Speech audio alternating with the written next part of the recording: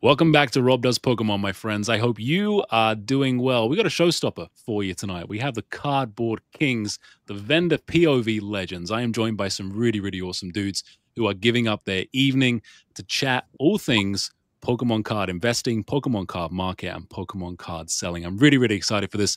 Thanks to Pullz for putting it together. If you guys are watching after the fact, make sure you leave a like. If you are in the chat right now, pop something up. You know how much I love the comments, especially the funny ones. These guys are going to see everything that you guys write that I put up as well. So it's going to be a great one. We'll do some introductions. We'll do a bit of clowning around. We'll do some market talk. And then we'll get into some general questions for all in the chat. So guys, thank you so much for joining today. Really appreciate it. We'll go around the horn. So we got Jarchmop at the top here. If you guys wouldn't mind, Jarchmop, can you tell us how you met Pullz and how you guys came to be in the same stratosphere? Like what happened here? I think, like everybody else, I met our good friend Arvin through an in-person selling experience. I think maybe my first experience was just seeing some of his, excellent TikTok content, and the way he can really benefit the collectors with his Milky Bags. And then he came over to my table and told me I was a legend and buttered me up, and then basically took all my good cards and ran. So that's my experience. I don't know about the rest of these guys. How long have you been vending for? My first show was a tiny 20 table card show in my local town here in Utah, October of 2023. Okay, that's not too bad. It's not too bad. And you're really liking it? You're enjoying it still? Despite Pullz coming to your table? Yeah, well, we recovered from that, luckily. But yeah, I love it. I quit my full-time corporate job back in October to do it. It's one of those things that maybe it just is the thing that I'm cut out to do, because it's a lot of hard work, but it doesn't feel like work. It just kind of feels like I'm playing around and having fun. I love that. I love that. It really resonated with me when I watched a lot of your content, especially early on, like, you quitting and then deciding like, this is what I want to do. This is how I'm having fun. And I like to see that. It shows in your videos too. Like people, you can tell you're having a blast, man. I love it. Yeah, so thanks so much for coming on. And we're nerding out over here. We got the collector corner. So let me know, Arvin. I know you don't have a very much of a personal collection yourself. I can show you some cool cards if you need. Arvin, can you introduce yourself to everybody? He's being, we were saying in the pre-live, he's protecting his identity. He's in a hostage situation there under those lights. So are you okay over there? Yeah, I just moved offices, so we'll see how this goes. But last time you asked me to introduce myself, I said I was the Joker and Dylan's Batman. So we got Batman, we got Superman, and who should the third person be? I don't know. Wonder Woman? The Flash. Who's Wonder Woman? Jake? Not me. Yeah, I'm just the guy that's in love with the hobby. You know what? You get better at these lives every time we do them, Marvin. Like I gotta say, man, incredible stuff. Cheers. Water, by the way. This is water. If you don't believe me, look, water. I love that. Back Battle Shop. Do you mind introducing yourself to the stream if people who don't know who you are, perhaps? Yes, sir. So my name is Eric, but I go by Pack Battle. I met Arvin. I didn't meet him till Charlotte Collecticon, but I remember running into him at or not running into him, but I was walking by in Los Angeles Collecticon, and I overheard him doing a $40,000 coin flip, and I was like, "Who's this guy dropping bags like this?" But funny enough, like a few Collecticons later, he came to the table, picked up some decent stuff, pretty much alts. Did a little coin flip action. I beat Arvin, so as of right now, I want to know against Goated. So I'm gonna hold on to that, Arvin. I don't think I'll ever let you coin flip me again. Was it love at first sight? You can call it that. He's a little more charismatic in person, I hear. Yeah, he's a little bit, but as far as like vending stuff, I started relatively almost up on a year now. I started last February, end of February. Started out with a little local show at my city here in Dallas, and then kind of took the leap of faith and just went straight to Collecticon, and then just kind of committed. To be honest, started feeling a little FOMO. My initial goal was to just do the local shows, but then started hearing a lot of things about California, LA Collecticon, this and that. I was like, ooh, got a little bit of FOMO there. So kind of took the leap of faith. I have family out there, so I just decided to go out there and had some clips and stuff go viral in LA, and I think that's what kind of kick-started this journey for me. So been doing it ever since. I don't do like it full man. time though. For those that are wondering. You've exploded too. Like I remember seeing some of your reels, and you didn't have a very big following at all. And you've just absolutely exploded, which is so cool to see. So yeah, it's really nice, man. Congrats, awesome, and thanks for coming on. Thank you, Mr. Bulba, my friend. Yes, How did you meet Arvin? The first time we've ever like met was, I recall it was at a show. I was actually walking around and he was vending, and I bought a Bulbasaur PSA 10 Crystal Guardians from him and a Venusaur. That was the first time we like technically met. I didn't know who he was. He was just a dude. But I remember he was like, he was so funny on his negotiation because I just stayed firm the whole time and he just kept going up. And I was like, bro, nobody's going to buy these Bulbasaurs from you. And he was like, all right. And then he sold them to me. But I guess the time we like met was in Houston Collecticon. I was vending. That's when I started vendor POV. And he came up to me, dude. He was on his knees, bro. He was like, bro, I'm such a big fan. I'll watch you when I eat. The whole 9 yards. And then he tried to get me. He tried to buy some stuff. Ended up paying, I don't remember how much, but it was a pretty funny clip where we were going back and forth. I don't think it was $5. I think it was like $50 or something. But I also got him there too. So that was the first time we like met, I suppose.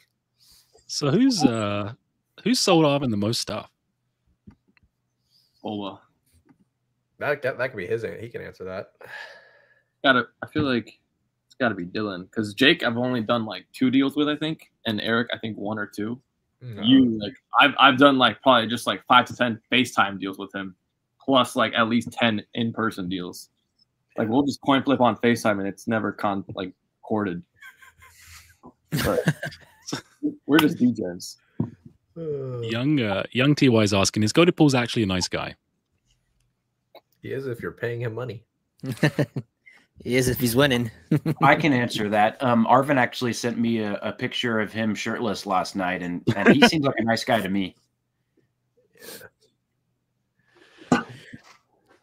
Yeah, I've had a couple of those too. Yeah, they're great. He's in great shape, so he's a nice guy. He is. Yeah, you know what? The hardest thing is getting a thumbnail pic out of this guy. He sent me one from 2 years ago. He sent me one where he was cut out. You guys all sent me great thumbnail pics straight away. PNG, high quality, everything's good. It's like so he sprayed kind of, I think on Microsoft Paint or something, like the outline of his body. It's all fuzzy. I was like, what am I supposed to do? It's like the lowest resolution. It's like a Sega Genesis game. I'm like, this is useless, but we got there in the end, and I really appreciate it. So thanks for doing that. It's really good. So guys, let's talk about some vending stuff. We got some intros out of the way, which is pretty cool. So any good shows coming up? Bulba, you heading anywhere soon? There's Atlanta this weekend, which I believe we will all be at. Is that minus yeah, not me. Or minus Jake. Jake. Okay, yeah. Atlanta. I'll be at all the Collecticons. And then after that, next week, I'll be in LA for Collectors Expo. I think it's Pomona, California, so like northeast LA. But those are the only 2 for this month. So, Pack Battles, how are you feeling going into with this market right now, going into shows? It's coming up to busy season. How do you prepare for that? For me personally, I was just trying to get ready and get my inventory up, right? Because I sold a lot in my first show of the year in Vegas. And obviously everything has gone up like 2 times since then. But I did 3 shows in January, so I sold a lot. So I was just trying to prepare myself to get more inventory, get some highly desirable stuff. Obviously, evolution things are going crazy. So I picked up some slabs today.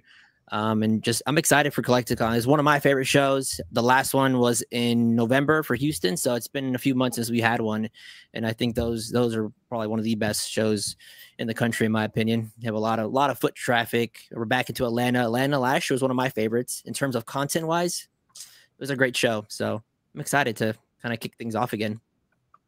I like it. So what advice, I guess, would you have for guys that want to get started? I mean, a lot of guys see the content, they see the POV as a vendors, right? And they say, okay, like I could do that. That's easy. So what do you guys say to that? Like, Jake, I guess I'd field that over to you first. I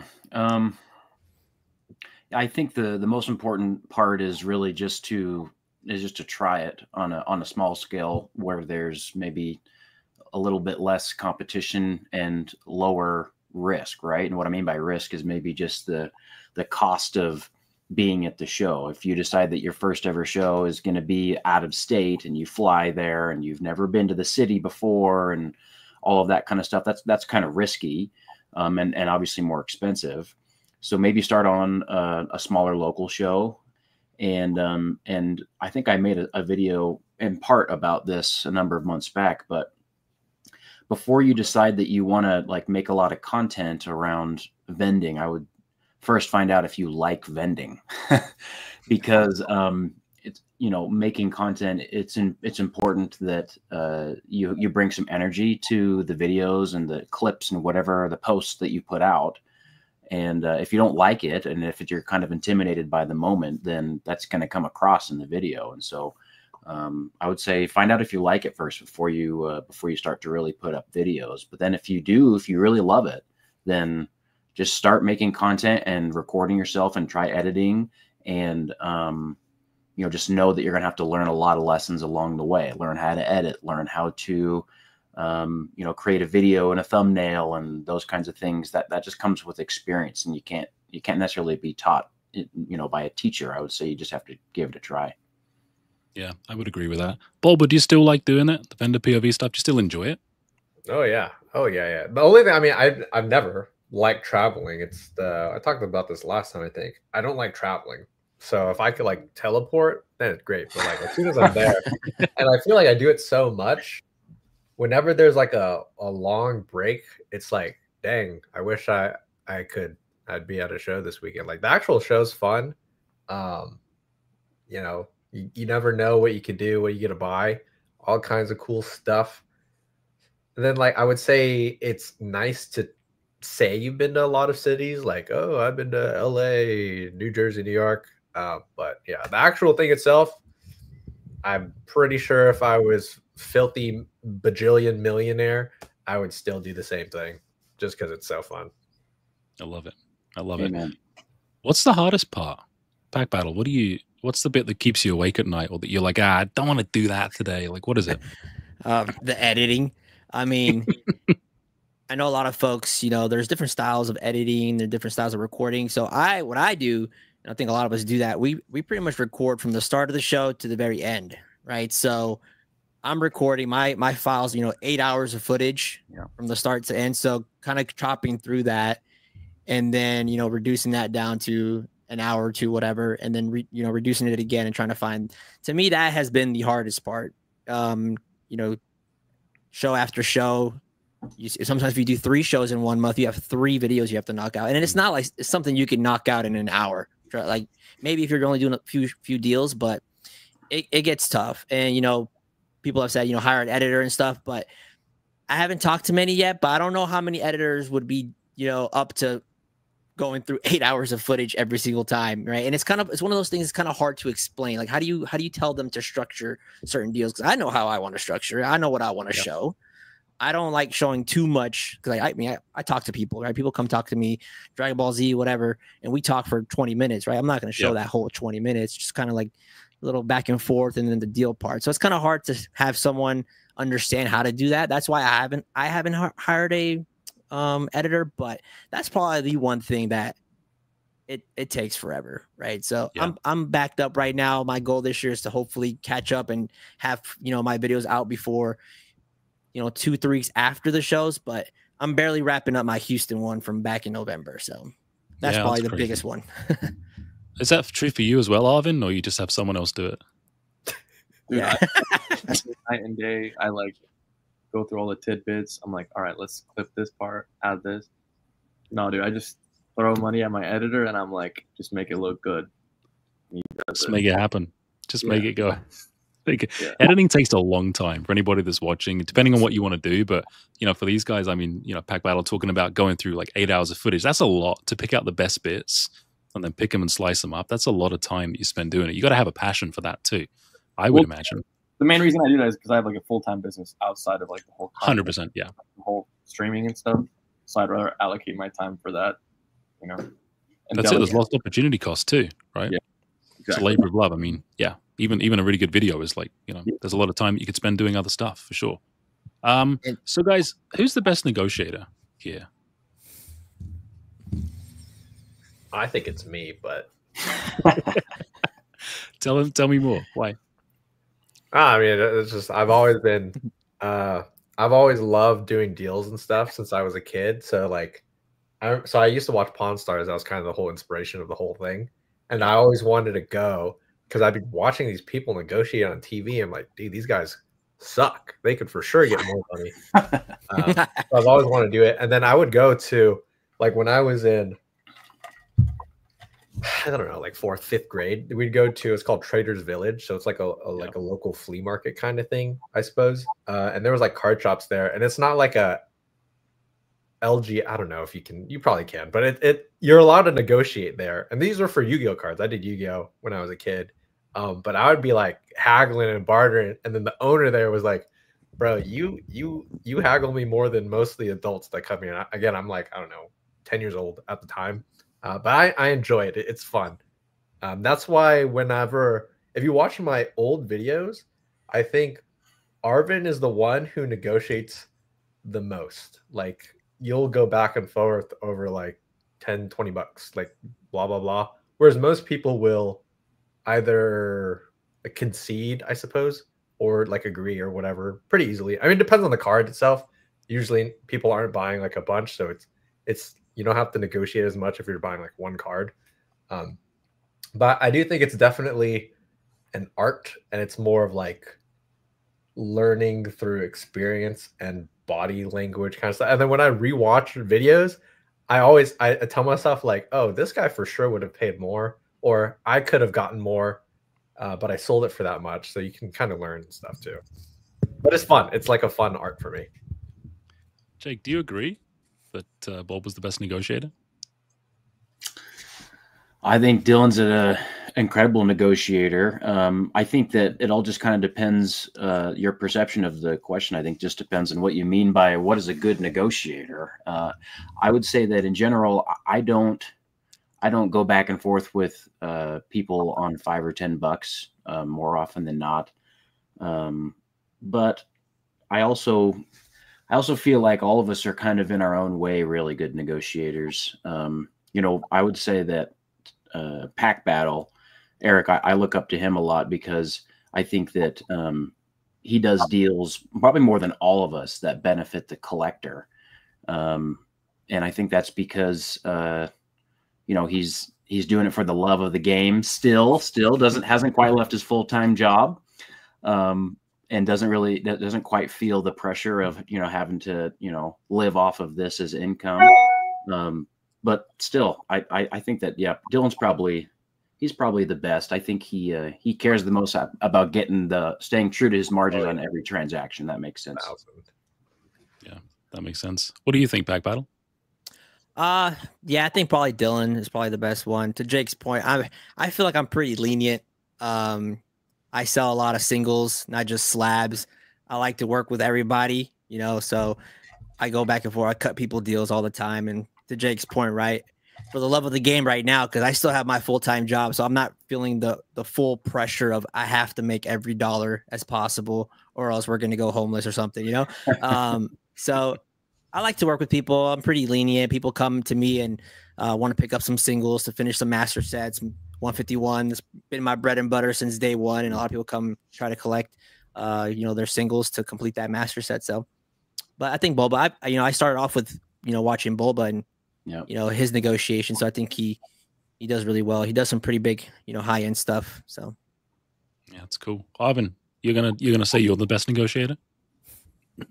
I honestly refer more like to what Jake said. Everyone's like different in their own way, and like honestly, I exactly remember how every single person here negotiates. Like when Eric doesn't want to do a deal, he'll be like, "Oh no, I can't go that low." And exactly how he says it. No, I can't, man. I pay too high on that. And then Jake, his demeanor, he's like, "Dude, I'm like 200 pounds. You don't want to mess with me." Hey man, love your content. Can I buy these cards? And then Dylan, I'm just like, "Let me print on you." And then he's like, "What? What? No, Yeah. that's how he Dude. always talks. Arvid's tactic is so funny. He just throws out a bunch of numbers to confuse you, but it doesn't work. Like Everyone says that is he'll like change the numbers up. Yeah. I'm like, do you think I'm dumb? He always comes back to it. I use straight facts. I show people comps, and I'm like, all right, this is what comps are. This is what the lowest listed is. And then I was like, I'm buying a good amount. I feel like I'm paying a fair percent. So let's do it if you want. I'm okay with Arvin's numbers. I know for a fact that he's up till like 4 a.m, just like scrolling through alt and price charting on every modern alternate art card in the PSA 10. I got comps in my veins. It's Right. He'll I like me to up get sleep too, at night. I don't know about you guys. He's just studying the charts all day, all along. Yeah. He knows the numbers. He knows the numbers. 'Cause What's I'm making bags every that? day. Comp. I'm like making Milky Bags every day, so I have to constantly comp the round because like I like to keep around the same value. Like the cards, I'm like, all right, what is this? Like 200 or 250? Like what is this? 350 or 380? So like I'm constantly alting every card every day. So I'm just like, oh, this went up, this went down, this went up. Why does this have like a low sale? So yeah. Are you guys constantly doing that as well? Like, I mean, Jake, the market's pretty volatile right now, to say the least. Like, how often are you checking things in your own inventory, or just like randomly going on and are you up late in the morning like Arvin? No, because I don't sell every day like Arvin. I sell almost exclusively at shows on the weekends, and just like probably everybody here, I get asked all the time, "Hey, will you sell me this on Instagram or sell through some other channel?" And like sometimes I'll do deals, especially if I know somebody and I know they're looking for a specific card.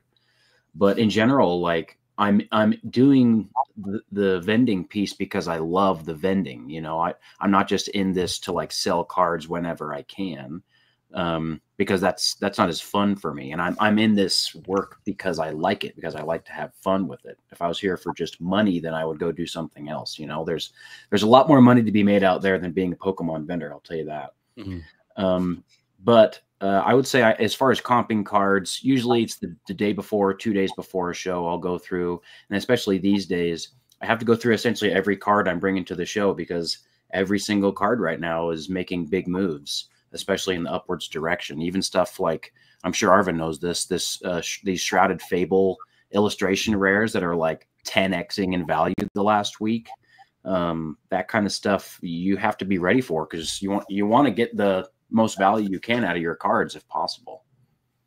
Yeah, it's crazy right now. It really is. I mean, who's the most knowledgeable out of all of you guys? Like, is it Arvin with his knowledge here? Like, who has the best knowledge, I guess? And I love Rob just baiting these like these young lions in the den to kill each other. What is this? Hey, these are the questions. These are questions from Arvin directly. He's like, these are the things I want you to ask. He's the one paying me.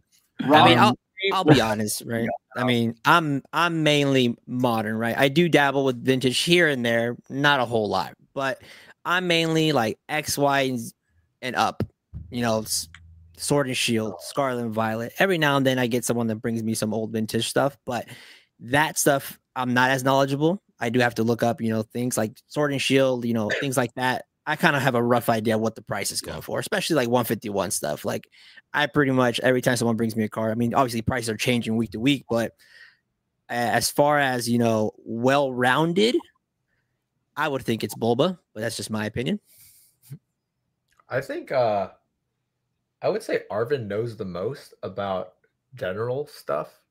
I mean, I think all of us here have to know like the basics. Like every given show, we know what Moonbreon, Charizard one for, you know what they're going for, just because you probably dealt like Bubble Mew. You already know those. But as far as I think Arvin deals with more random stuff, or like Japanese PSA 10 promo. He'll be like, bro, did you see this go up? I'm like, I haven't even seen that one before.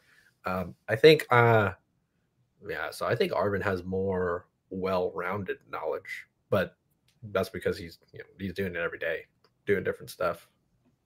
So going back kind of to your similar question. Yeah, I only do it on I price like right before, so I'm not keeping up to date every single day. No one goes up and down.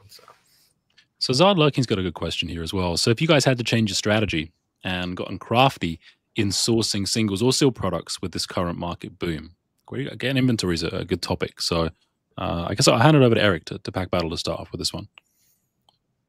So I mean, as far as my strategy, I'm just trying to focus on things that, haven't blown up in the sense, right? Like we all know the Moonbreon has gone crazy, right? Yeah. So what's the next big thing? I think people are kind of started shifting towards the smaller end stuff. A lot of people are getting the low tier, IRs and all those are going up. Shrouded. People are trying to focus on what's the next, to go up. So I just been kind of trying to see where things are going. I try to stick to I know things that can sell. As far as product and things like that, I think everyone's in a tough situation, right? Super hard to get product right now, so I try to focus on what I know I can get from the shows, typically singles and slabs, because I do have a distribution account, so I'll get product through there, and we all know how that messes right now. I mean, most people aren't getting much, even if you have an account with a distributor, you're not getting much unless you're spending millions of dollars. But I mean, just kind of focus and see what the market's doing. Obviously, a lot of things are booming right now, like Shrouded Fables going up, and I'm noticing a lot of the lower end trainer gallery stuff is going up as well. Some of the stuff that were like $1, $2 are creeping up to $10. PSA 10s are close to $90, $100 for those things. So just kind of have to watch what people are doing, right? I mean, everyone has an investment channel now, it seems like. So yeah, a lot of opinions from people. It's pretty easy to keep up. Yeah, 100%. If you want to find something out, there's like 5 or 6 videos made every day about the same topic at least. Ivan, there's people in the chat saying you're hanging outside Walmart. I see you're ready to push some kids over. Like, it's getting product is a challenge right now for a lot of people. I mean, what's working for you, Jake? I mean, where are you finding stuff? Like, yeah, I don't know. I don't really resonate with the idea that it's hard to get product right now, because overall, I think that the average person in the hobby is really savvy, and they're also paying attention because they care about the value of their collection. And a lot of the people, at least in my area and the shows I've been to, are wanting to take profits. And so people are trading in and selling to me just as much as they ever have. Now, there are certain things that they're maybe a bit more hesitant to move on from, things like, the main chase card from a modern set in a PSA 10. Maybe they're a bit more hesitant because they think it has a chance to increase in value, another level in the next week or couple of weeks. And so either they want top dollar in the moment, or they're going to hold on to it, which I understand. But in general, a lot of people are seeing that their cards that were worth just a couple of bucks, or maybe 20 or 30 bucks a few months ago, are now worth 50, 60, $100. And they're seeing that they can maybe use those gains to trade into something that they actually really want, right? So like a really cool vintage card or a PSA 10 Grail that they thought was out of their reach. So for me, as far as sourcing, and maybe this is just also a symptom of, our channel and our Instagram and all that, growing and, more name recognition. People are reaching out to us pretty organically to try to sell things. And we're always buying. But, we don't always come to a deal, and that's fine. But yeah, I would say for me, at least, it hasn't really changed. Maybe it's even gotten better. Len, I just want to address this thing with my ceiling real quick, and then we can move on. So, Len, this is a bulkhead. My actual ceiling is here. Okay, I'm quite tall. So, yeah. How tall are you, Jake? I think you're a bit taller than me. No, I'm just almost exactly 6 foot. But I was going to say, Rob, where are you located? Are you in Canada? Yeah, I'm in London, Ontario. Yeah. So okay, that makes sense, because they have like 6 foot ceilings there, right? Frank Lloyd Wright designed all the houses here, so they're like little Munchkin houses. That's how. Got it. Yeah, us in America, we're all big folk, tall and strong. It's a bulkhead, okay? It's a bulkhead. But all right, so let's talk a little bit about what gets you guys hard when someone brings a binder up or brings a box up to your store. Like, what do you want to see in that box? What do you want to see when they open that binder? Like, and what don't you want to see? So I'm gonna pictures of Arvin. I'll go first. Right. He's sending those over to you for free. So I got to put this over to Eric first. So like, what do you seriously though? Like, some guys are going to bring you some crap that you got to say no to, and like, I don't want it. So what gets you excited? I mean, what gets me excited is 151. Like I said, I've been doing that since the beginning, and that's what I love. So anytime someone brings me like a Masters, I have 5 of those, I keep buying them, and I was like, I have to stop. I have too many. But 151 alts, all those are great. things like that. You'd love to see it. Unfortunately, you have some folks that either are new to the hobby or they're just getting into it, so they don't fully understand. So they come with their, with their lower tier, just bulk cards, and sometimes they don't even sleeve them up either. So they just kind of hand you a chunk of cards and like, hey, anything here? And it's like it's a bunch of bulk lower end full arts or things like that. And sometimes I try my best to try to find something to work with people, because I know some people sometimes they wait to talk to me and they want to do a deal with me, and they don't always have things I'm looking for exactly, but I try to find something that's in there that I could work a deal with. Doesn't always happen, but I'm always appreciative of people coming by to talk to me anyways. But the alts 151 stuff, that's what gets me going. That's what you want to see. I like it. I like it a lot. That's what, Arvin, that's what gets you going, right? It's I think you're on mute. Yeah. Gets me what? Gets you. We've been talking about, what products you guys might like to see when you're vending, when someone brings something up to buy, to sell to you, what you want to see. And Eric was saying alt arts and 151, really important. I mean, I've only vended like a couple times in the last like 12 months or so, but I'm vending this weekend. So if you do want to sell me your stuff, I'll pay higher than Bulbastore. So but come to that, I'm like across this island. Also, but no, I like alt arts. I like ponchos. Obviously, the liquid stuff. So, and like if I see some really cool stuff that I want for like my PC, like for example, I got this from Dylan, just arrived in the mail. Because it's so dark. He was ruling for that. I knew he wanted. I took an L on monies because I knew he wanted it. Someone wanted to buy it for me, but I knew he wanted it. Oh, I see where they are. Yeah. Okay. I'm about to cook with these. Well, this will probably PC though. But, How did I know that there would be a money spread somewhere in this stream, Goated? It was a matter of time. He can't resist. It was a matter of time. Out the collection soon. Actually, one of the questions he wants me to ask is about how much money you guys have in inventory right now. He would like to know that. But Bob, what before we move on, let these guys prepare. What like for you? I mean, doing it the longest. What's the stuff that you want to see? Are you looking for some kind of rare thing, or are you just like, hey, I want the liquid products, I want the ponchos, I want the 151, I want the alt arts. Like, what do you really want to see? The ones that give me, well, if it's like binder, if you pull out a binder inside, I'm probably like, ugh, I ain't gonna. I usually do graded, but just items in general, I actually like. You can get the alts anywhere, and most people want a lot for their alts and stuff. So, like, you can always get alts.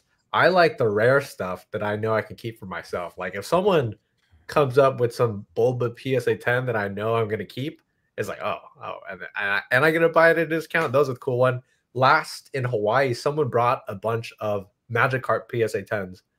I'm not like the biggest Magic. I like Magikarp, but they're so rare and they're from sets that I like and they just look cool. I know I'm gonna keep them for myself. So like when I saw those, like, oh, these are like I gotta grab these. So I did. So I like niche rare stuff, preferably PSA 10s that I know I can like keep for myself. Just because you can always get the other stuff, whether it's online or at the show. Like I don't know how many Moonbryons or ponchos that have come through. Like even the ponchos and stuff, they're nice. But I just bought the ponchos yesterday. They're not rare. They're just expensive. If that makes sense. But I like rare stuff. 100%. They're rare. Don't lie. No, they're not, dude. They are rare if you look at the pop report relative to Moonbryons. Bro, it was a promo given out for like $50. No, I'm saying look at the pop report on the ponchos compared to Moonbryons. Well, I didn't say compared to Moonbryons, but at every show, there's going to be like 5,000 dealers with poncho PSA 10s. It's not rare. I don't even think there's 5,000 PSA 10s of a specific poncho. But... Did you know? You're high on Obsidian Flames booster boxes there, Bulba? I don't think I have a single one. I don't think I have a single Obsidian Flames booster box. So there's quite a few. There's like 3 people that have asked in the chat. What's the better play right now for investing purposes, market wise? Is it general gist of the question is vintage or modern? So this is a pretty loaded question. I like asking this question. We'll get into singles and sealed as well. But I mean, Jake, from your standpoint, what do you think is not obviously not financial advice, but what's going to be the big thing here? Is the market going to kind of fall apart for modern? Is it going to really correct? And are we going to see vintage come up, or is vintage just kind of dying out? What's your take? Man, that's such a, in the words of Nostalgianomics, that's such a magic 8-ball question. It is a magic 8-ball. And the other thing is, like, that's such a general question. That's like saying, like, who's going to win the finals this year, East or West? It's like, okay, there's there's so many things to consider, so many sets we're talking about, so many individual card types. But in general, I would say that if you're looking for like long-term holds in vintage, I would stick to things that are have already kind of captured the imagination of every level and every experience of collector. So we're talking about things like obviously base set Charizards, but then also Shinings, Crystals, and Gold Stars. So if you're into vintage and you're looking for long-term holds that are not necessarily things that you're collecting because you personally love them, but because you want them to be valuable long-term, then I would stick with those. And then if you're in modern, then I would stick with the main 1 or 2 top chase cards from each of the sets. Those are always going to be safe plays. Yes, they're more expensive, but I like blue chip stocks more than I like cryptocurrency like Arvin. Arvin does like his cryptocurrency. Yeah. You guys all into a little bit of crypto, or just Arvin that really experiments there? When did I say I like crypto? Arvin came to my table and I made a video about this, and it came out today, and he said that he bought a Crystal Charizard with Ethereum. So I know for a fact. Yeah, 100%. Hold on. He's leveraging Ethereum into Pokemon. Tell us more. Okay, I don't really play with crypto. The only reason I had that Ethereum was, I sell the Milky Bags on TikTok. One of my customers was like a crypto whale, and he was like, "Can I buy stuff with crypto?" So he bought a bunch of Milky Bags. He bought EV Heroes, Tag All Stars. He spent like over 50 grand. So that's why I had crypto, or else I don't really dabble in crypto because I'm not familiar with it. I don't. So what you're saying is you invest in cryptocurrency both personally and with your business? No, I only have like 30K in crypto. Just the remainder of that. Oh, okay. I feel like I've seen you talk about it a lot more as well, but I mean, it might go up. Maybe we'll get rich off of it. It might go up. It might go up. You guys, Eric, you were talking about, you made some big moves in crypto before we started, right? Yeah, sure. Meme coins and all. No, I mean, I've dabbled a little bit with crypto, but still got a 9 to 5, so you can tell where that's gone. But here and there, I don't accept crypto payments, but I know a little bit. Gotten burned more times than I've made money, but I'm still here. Some people live for the burn. Bob, you into it? Not. I mean, I've gotten paid before in it. I usually only take it if it's like a last resort, and technically because it's guaranteed, like it's non-reversible. I actually, though, that's how I made a good chunk of my money in high school. During class, I used to do crypto. So in like 2015, 16, before the first boom. So I just happened to get really lucky. Yeah. So I did that. I was just in class, just like buying stuff during like my economics class. I was like, oh, dude, I'm making money in class. This is so cool. And I did it mainly because there's a game called CSGO where you buy like skins and stuff. And then you can buy skins with these cryptocurrencies. And the main reason for crypto is, like I said, you can't reverse the payment. So it's like a guaranteed payment. So whether it's international or whatever, it's pretty much cash. You just got to spend it once you get it. So I don't do it anymore, but it did give me a big jump when I was younger, and I will take it if need be. So somebody's asking in the chat here. I wanted to get into singles versus sealed product a little bit, but somebody's asking if I have $20,000 to invest. I love these questions. I can't find the chat's moving too fast, but if I have $20,000 to invest in something, sealed product wise, what would be the best play right now? Again, we're just speculating here. We're having some fun. I mean, Arvin, what would you say on sealed product? I'd look at like recent sales of things that haven't exploded already, or or that aren't like too bubbly in terms of prices. $20,000 in sealed product, I'd probably go back at least a year, because things like still go down for about a year.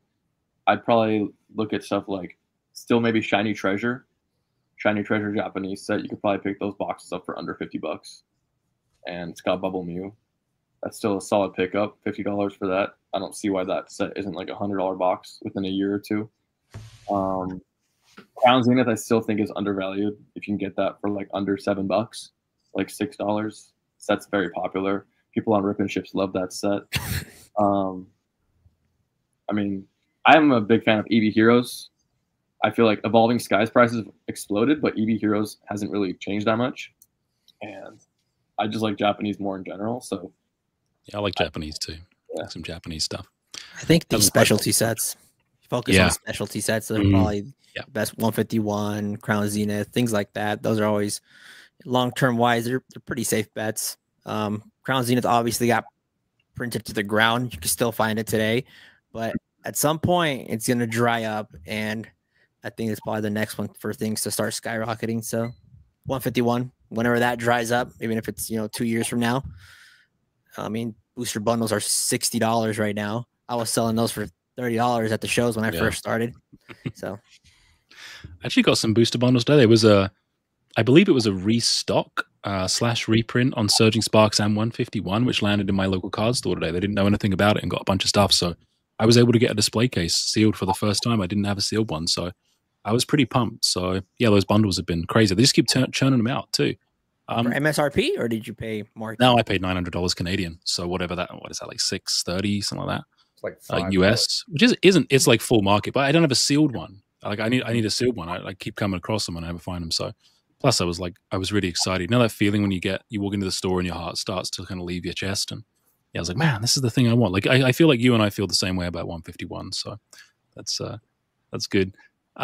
Jake, I wanted to ask you, because in your video today, you made a kind of a throwaway comment to Arvin about how like sealed's just been flying for you. Can you talk a little bit about what that looks like? Because I've heard from a few vendors that I've interviewed that are like, hey, we just prefer the singles, we prefer the slab side of things. We don't like bringing sealed to shows because it doesn't turn as easily. But it was interesting to hear that comment from you. So what's your perspective? Great question.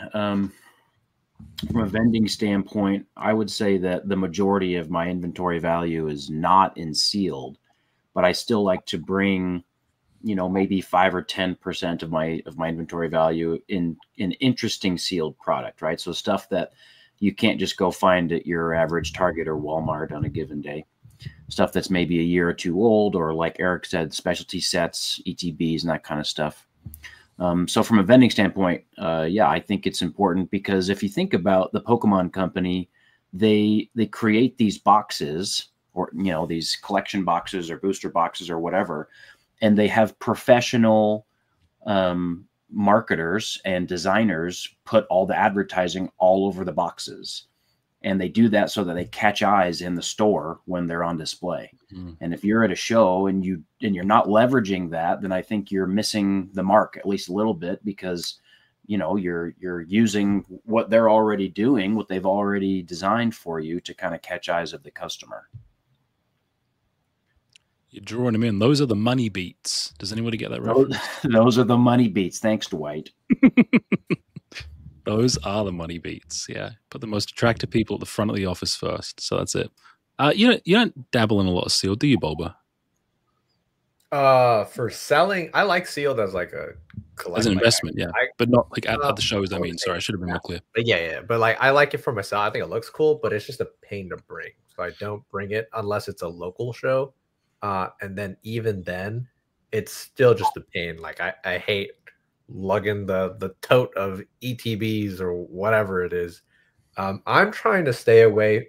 Usually sealed's good for, how do I say this? It's like, it tends to be cheaper, right? If you're doing like an ETB, that's even like Shining Fates or something like Hidden Fates, maybe it's like $100 or so.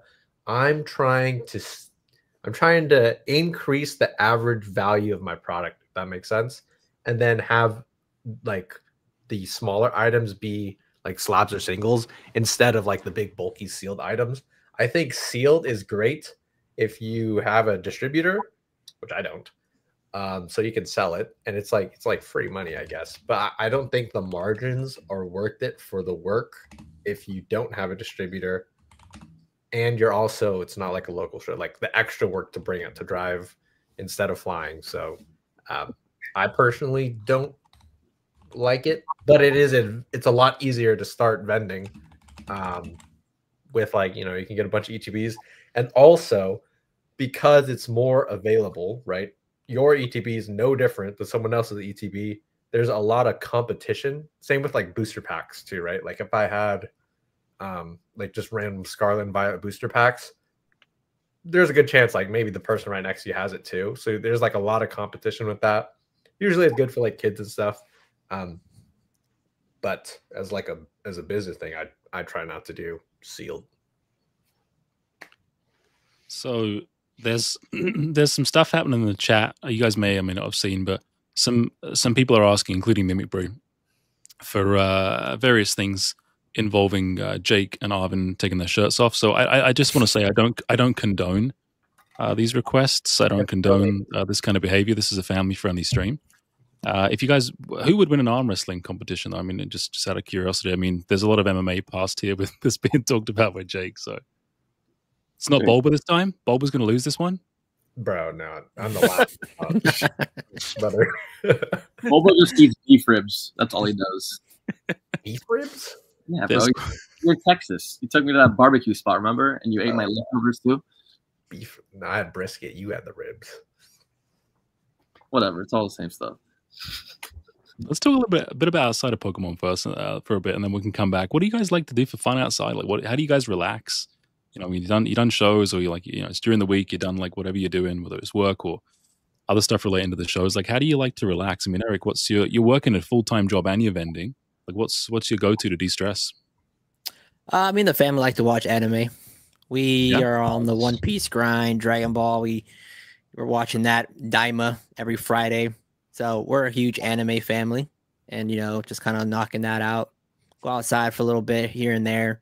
I used to play soccer. Haven't played in a few years, but maybe I'll get back into that here eventually. But, you know, when I'm not editing and doing all this other stuff, we're just kind of hanging out, going out, taking the kids to the zoo. We like the zoo, so we go there often. I like the zoo. Do you follow any like Premier League, La Liga? Do you follow like any teams in? Yeah, very casual. I used to watch a lot more, but I'm a Chivas fan for all my Latinos out there. Yeah, some Chivas fan here till I die. And then I do watch. We have season tickets to the FC Dallas games, so we go to a lot of FC Dallas games. So we're there whenever the season starts back up. We'll probably be there every other weekend or whenever they have, you know, games and stuff like that. So, and then European soccer and stuff. Every now and then, I'll watch it, but not as much as I used to. We kind of strayed away from cable TV. We don't have cable TV anymore. We're just kind of on the Netflix, Disney, and Amazon Prime Video grind, to be honest. So we don't get to watch as much of those things as much anymore, but we don't really need it, to be honest. We're so used to just having things on demand with Netflix and whatnot. So was Chicharito Hernandez at Chivas before Man United? Yes, sir. He was. He started off at in Chivas before he got, you know, taken over to Manchester United. He's the third generation. I believe his father and grandpa as well played. So I got to see him live one time. That was pretty cool.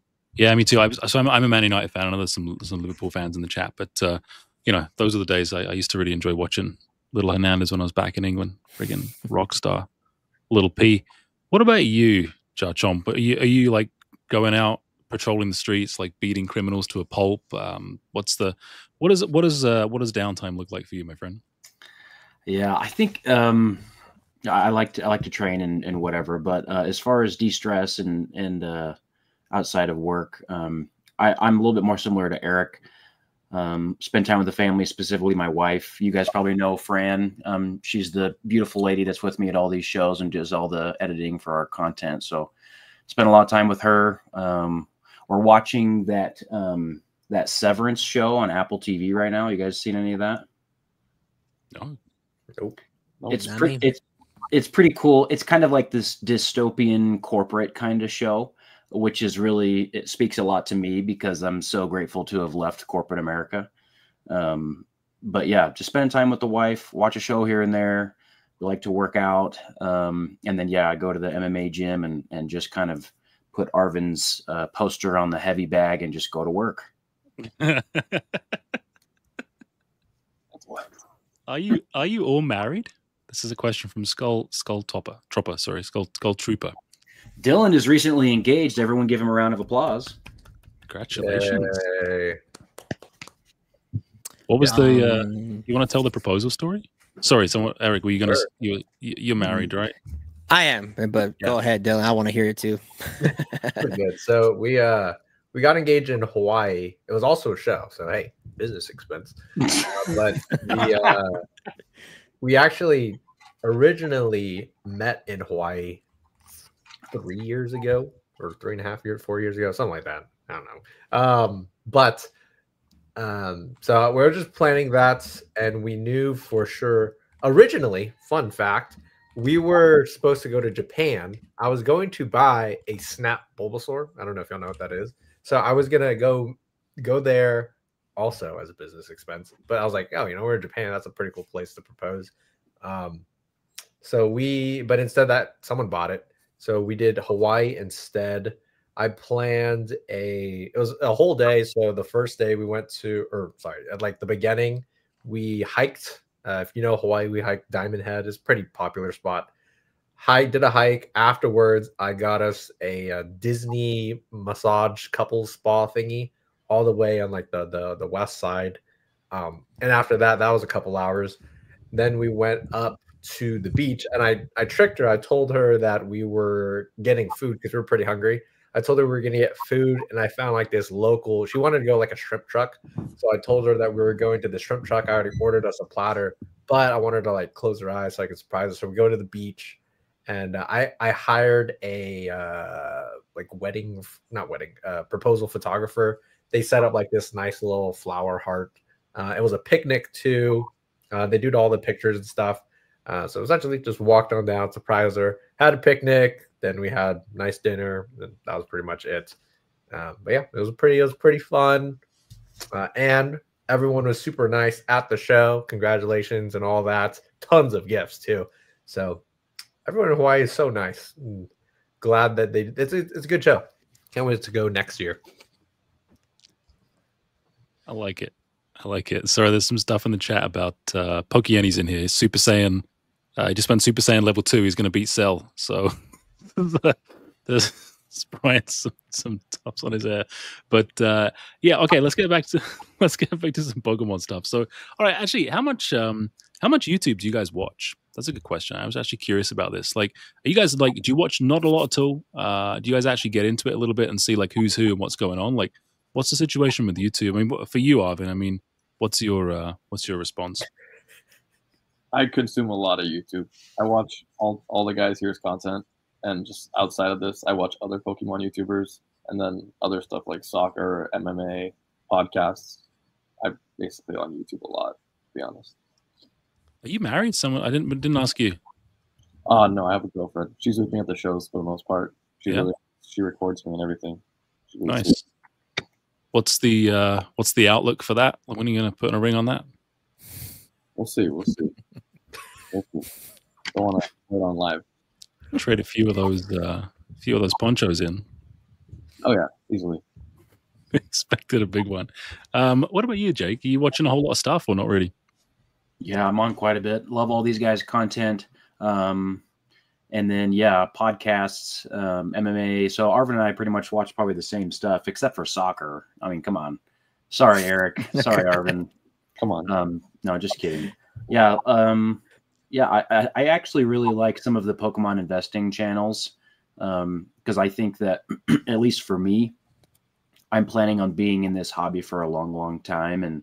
And so the idea of, taking some of the value of the inventory off the table every so often and putting it into sealed stuff that I have high confidence in. And then, displaying it here in my game room. I love to do that. So shout out Nostalgianomics, shout out Pokeyne, a little business content. Shout out Alpha Investments. Rudy, he'll probably never watch any of this because he doesn't give a crap about Pokemon. He just likes to make money off of it. But it's true. And they say I'm a So what's your split between what you have for inventory and what you keep for your own personal collection slash future investments?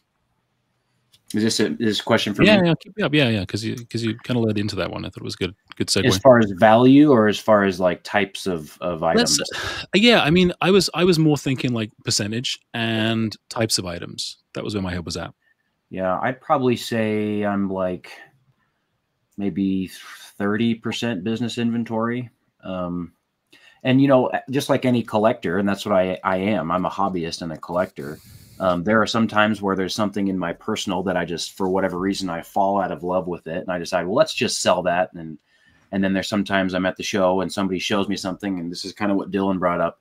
Sometimes somebody shows you something, and you, up until that point, you didn't really realize that you really love that thing. And then you're like, actually, I'm going to take that and put it in my do not sell pile or pocket in my bag here and take that home for the personal, which is, again, one of my favorite things about this whole vending experience. I'm sure all these guys can say the same. I collected for years before I ever vended. And then I did a show and discovered that I love the opportunity to sit at or stand at a table and people show me all their cool stuff, regardless of whether or not we do a deal. I love that. It's like a trade night on steroids. So I just absolutely love it. I like that. Just like the genuine kind of feel for the hobby. I really like that. Just like a lot of passion. That shows I'm a big jacked 31-year-old nerd. I like that. I like that a lot. Bob, what's the split for you, like percentage wise, between inventory and what you have kind of for the future? Like value wise, I would say I actually just did a video on it, but I spent so much on inventory since then. It was probably like percentage wise, I don't know, it's like 200,000 personal, and then inventory might be like 500,000. So that's like, I don't even know what that would be. It's like 30-40%, similar to me. Something like that. But it doesn't, like, it changes all the time. Like sometimes I was like, maybe I should collect one of every alt art. Well, like the newer ones, like Sun and Moon, or sorry, the like Umbreon and Sword and Shield, sorry. The Sword and Shield, and then now they're so expensive. I'm like, my thing is I like collecting stuff you can't get too often, right? So yeah, Umbreon's cool, all these cards are cool. I can get anytime I want. Maybe the price might change, that's true, but I can get it anytime. So I like collecting stuff that's just like rare, and to be fair, like what other people like too. So I think for the most part, like I said earlier, like I just get dibs on whatever comes through. I can keep whatever I want, but for the most part, I do usually sell no matter what. And technically everything has a price. If someone wants, people have bought my personal collection stuff because they know I have it, and they pay me way over comps just because it's, again, very rare. Like it won't sell. There was the Rockets Mewtwo, Team Rockets Mewtwo EX PSA 10. I got it. Hasn't sold for like so long. There's no listings, all that. I think I got like, I don't know, $1,000 over the last comp. And I can't say no to that just as like a straight business, as a business owner. So I will sell stuff if the price is right, but a lot of the times I just keep it and just throw it in the thing. Sometimes I forget I have stuff. So it's pretty cool. Pac, what are you keeping for the split? Believe it or not, most of my inventory I have is for sale. Like I have very few Pokemon slabs in my collection. I do have I have the XY reverse holo Charizard. I pulled that's kind of what got me back into the hobby. I pulled that from one of those mini tins at Walmart. I got that graded. It came back a PSA 10. I'm probably keeping that in my collection forever. I'm working on trying to get a PSA 10 151 set with all the full arts and above. And that's pretty much it. I have some sealed stuff, but all that is pretty much for sale at any given time. What I have a hard time with is Dragon Ball. So I really, really love Dragon Ball, and I love the slabs. In my opinion, I think their artwork is probably one of the best artworks out there, but unfortunately, it's not that popular in terms of the TCG. So a lot of my Dragon Ball we could say like 90% of that is what I keep for my personal, and then 10% is what I sell whenever I get some new stuff. But anytime someone brings me a really cool card, 9 out of 10 times I just keep it. And I have an issue with that because it's not very liquid stuff. So if it's ever a day I want to get out, it probably won't be that easy to do. Pack, Dragon Ball Z, what's the best saga? What's your favorite saga? I personally really enjoyed the Majin Buu saga because when he turned Super Saiyan 3, that was a very, very epic moment. And when they first fused and came out with Vegito, that was an awesome moment. That's my favorite. Obviously, I love Super. I think my least favorite one is probably the Android one. When they do like that first saga, and then when they get into fighting Cell, that's better. But that first initial Android saga, I didn't really enjoy it that much. But everything's nostalgia at this point. When he first turned Super Saiyan, that's a great moment.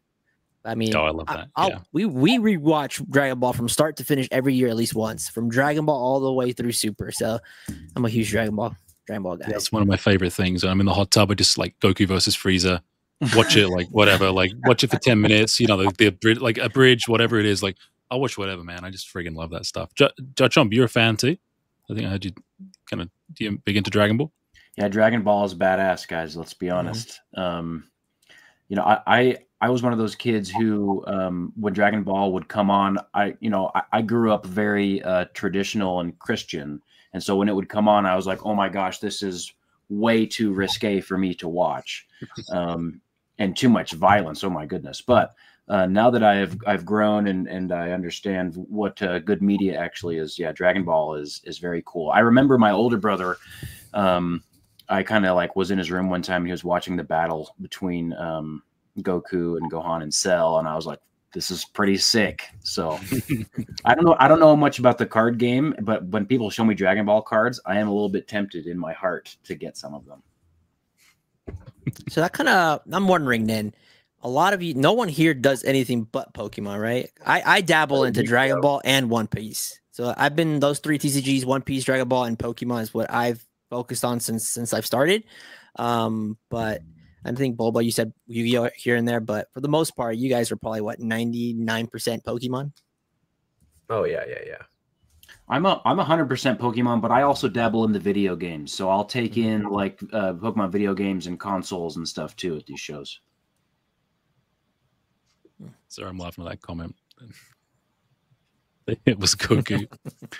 On the one Yo, the hit was Goku. That's a resealed pack. Maybe we should get into that controversy. Some resealed packs. Keep that to yourself, RJ. It's a local there. Some pokey positivity. Yeah. I don't know. I think a lot of people have talked about this, but I don't know. My opinion is you shouldn't be resealing packs and selling them on whatnot. I don't think that's a very good idea. Especially when you're on the energy card. That's wild. That's a safe opinion, Rob. I think you're going to be safe with that opinion. Probably not a good idea to resell packs. Hey, actually, speaking of that, like, have you had guys bring you sealed product that you're like, hey, this is fake stuff? Or sorry, I should ask, how do you usually react? Like, how do you reject people in a nice way? Like, have you ever had any fisticuffs, like stuff like that? Because that happens, right? Like, guys are bringing you fake boxes. It could get heated. Like, I see Eric's nodding a lot. Yeah. So in terms of sealed product, I haven't had anyone bring me something that looks fishy. Singles and stuff, yes, I have people bring me in. You kind of see the cards so often, they're kind of a dead giveaway. The number one thing is they don't have any texture. So I had someone once bring me a stack of cards like this, and they were all altards. First dead giveaway was none of them were in penny sleeves. There was just a stack of cards like this, and then he showed me it, and you could tell right away there's no texture, and they just look like those cheap dollar packs you can get like at a flea market or something. And I asked him, I was like, hey, so, where'd you get this? He told me it was from his uncle. And I was like, man, sorry to tell you, man, but these are fake. And he kind of looked at me like, no way. But you kind of get a good idea when someone's trying to be sneaky and get away with it. Because they just kind of like pretend like, oh, I didn't know. And then just kind of walk off instantly. I've had someone like a kid, maybe like a 10-year-old brought me a fake card, but he genuinely did not know, obviously, because when you're little, you're a little bit more gullible, right? You kind of believe anything an adult tells you, but kind of told them, hey, this is not a real card. It's one of those like, gold cards. Have you guys seen those? Like the Charizard, and they're gold and metal. Yeah. So sometimes it's kind of hard to admit it, but to let people know, but you kind of have to do it because sometimes people generally don't know, or someone's just trying to be slick with it. Yeah, I have a few of those cards. They're great. Honestly, they're great for kids as long as you know that they're fake. Like my kids love them. Like they don't, and they don't tear them up either because they can't. So yeah, I got a few for kids. They're pretty nice. But Jake, you were not in too. Yeah. Yeah, I mean, same story, right? You'll see, especially from Sun and Moon era, there was a lot of fakes back then. Some of those harder GX cards to pull for whatever reason. There's a lot of counterfeits of those. I've also had people try to sell me packs, like vintage packs that were, as I looked at them, they were pretty clearly glued back together or resealed. And I think the best reaction, honestly, is just like to show authentic surprise, because, you know, and assume that they don't know that it's counterfeit or that it's resealed. And then, you know, if you can take it as a teaching moment and just kind of see how they react. And based on their reaction, you'll kind of, they'll show you what their intentions were. Usually it's hard to lie to somebody who's trying to be really nice to you. So actually, this is a good comment just came up as well while you're answering there. So how do you guys, have you come across this, or does it happen very often where it's revealed that it is a stolen item? So stolen from another vendor at a show, maybe a store, you find out the item's stolen. Like, have you guys come across that, or is it just a non-issue? Hasn't happened to me yet. I mean, I had a guy sell me a bunch of stuff that the deal was so good, I would assume they were probably stolen, but no one ever posted anything. It was Dragon Ball stuff, so probably no one even cares. But he stole me like 20 slabs. You know, the most expensive card was like $600, and the rest he wanted $600 for everything. So essentially, I paid for the one card and got like 20 DBZ slabs for free. And he said he just wanted to fly back home, and maybe he just was trying to get out of Dragon Ball, because Dragon Ball is, you know, it's a very hard market, and maybe he just wanted to get out, or he stole them and just wanted to get quick cash. But I never saw anyone say, "Hey, stolen Dragon Ball Z cards" or something. So I took the deal. There's a lot of Arvin stealing in the chat. I don't know if you guys can see that, but Arvin, do you want to? Actually, I should put that comment down. Do you want to show us some of the cards that you have in your collection? I know you're really excited to show these guys some of the stuff that you bought from them. Yeah, stacks ready to show off. Again, this is last live. Dude, last time he just went through them. Like, hey man, I got 10 of these. Last time it was funny because Jake and Opossum were there, but like, dude, these are vendor guys. I think he was. Well, Dylan was there too. I mean, he was. I think you were really excited to show Nick. I think that was what it was. Yeah, I just love messing with him.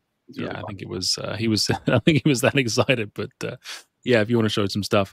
All right, I wanted to ask you guys a little bit about some of the biggest sales that you guys have done, whether they are sales where you bought stuff or whether they're sales where you've sold stuff. So, and if there's any kind of stories behind that, like, so, because you remember your big sales, right? Like you're like, oh man, that was a pretty big one. Like maybe not Bob, but Bob was like, well, I make big sales every day. But what's, I mean, I'll start with Jake. Like, can you think maybe of like some of the biggest sales and kind of what happened in the transaction, like what made them memorable for you? Well, I think anybody who's watched my channel before has seen exactly this video, right? So in my first kind of vendor POV video ever, came out July of last year, I sold a base set booster box to a TikTok streamer, and he wanted to remain anonymous as far as the video was concerned. I don't remember the exact reason. I think it was because like his channel on TikTok has always been faceless, and so he wanted to retain that anonymity. Mm-hmm. And so, yeah, we did a deal for a base set box, and I think the deal was for 13.3 in cash, which was a really cool deal. But I would say even more exciting than the sales are the buys. And in one of my more recent videos, I think it came out last Friday, this guy brought just a whole stack of like pristine mint condition base set blister packs to me, and then he showed me a picture of his closet back at home where he's got just like a sealed case of base set blister packs that he had bought in 1999 for his daughter, and she just never was interested in ripping them, and then he just found them recently. And that's just like that's like literally a dream. Like that's the kind of stuff that happens to me in my dreams. So that was a really cool, fun deal to do. That's pretty awesome. Yeah, that's pretty cool. What about you, Pac? I'm not a big baller like these guys. I think, the biggest transaction I've done, I had a couple people, or there's one guy specifically, he in Vegas this year, he came and bought me out most of my slabs. That was like 3K worth, and he came back and bought another like 4K. So that was probably like $7,000. Of course, all that stuff he bought, doubled in value a couple weeks later. But Amen. in terms of selling, that was probably my biggest transaction I've done. In terms of buying, I had a guy that in Atlanta last year, he came and sold me the full Evolution set in PSA 10, all the ones from Evolving Skies, everything. And I paid like, what was that, 38, almost like 4,000, roughly 4,000, 3,800 for that set right now. I mean, they all sold by the time of the end of the year, but I think that full set's going close to 10K now. And that was probably my single biggest purchase. We'll see though. I got some deals lined up soon, so we'll see where those lead to, and those might be my biggest deals coming up, but won't say too much until it's actually finalized.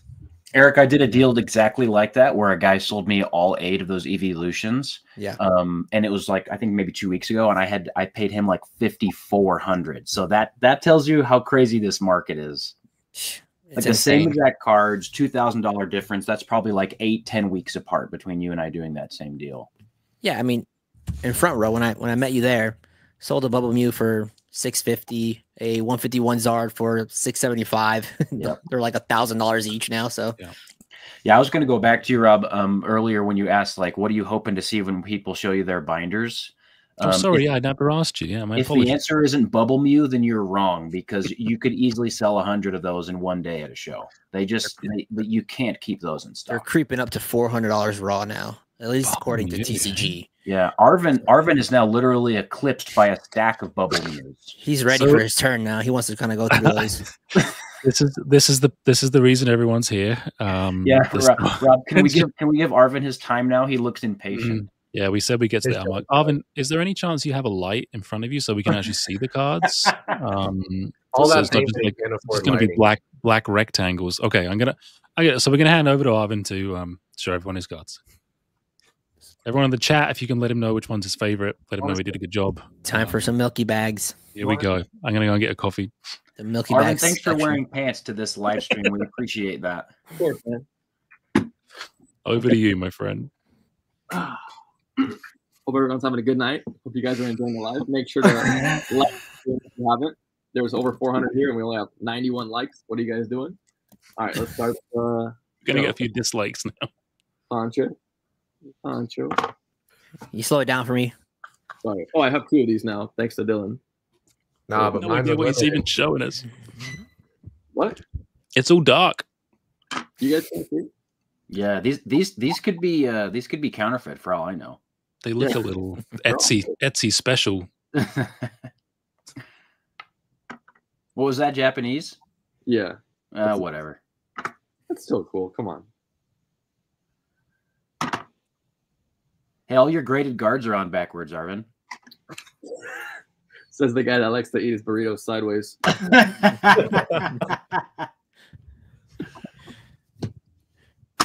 I really doing this?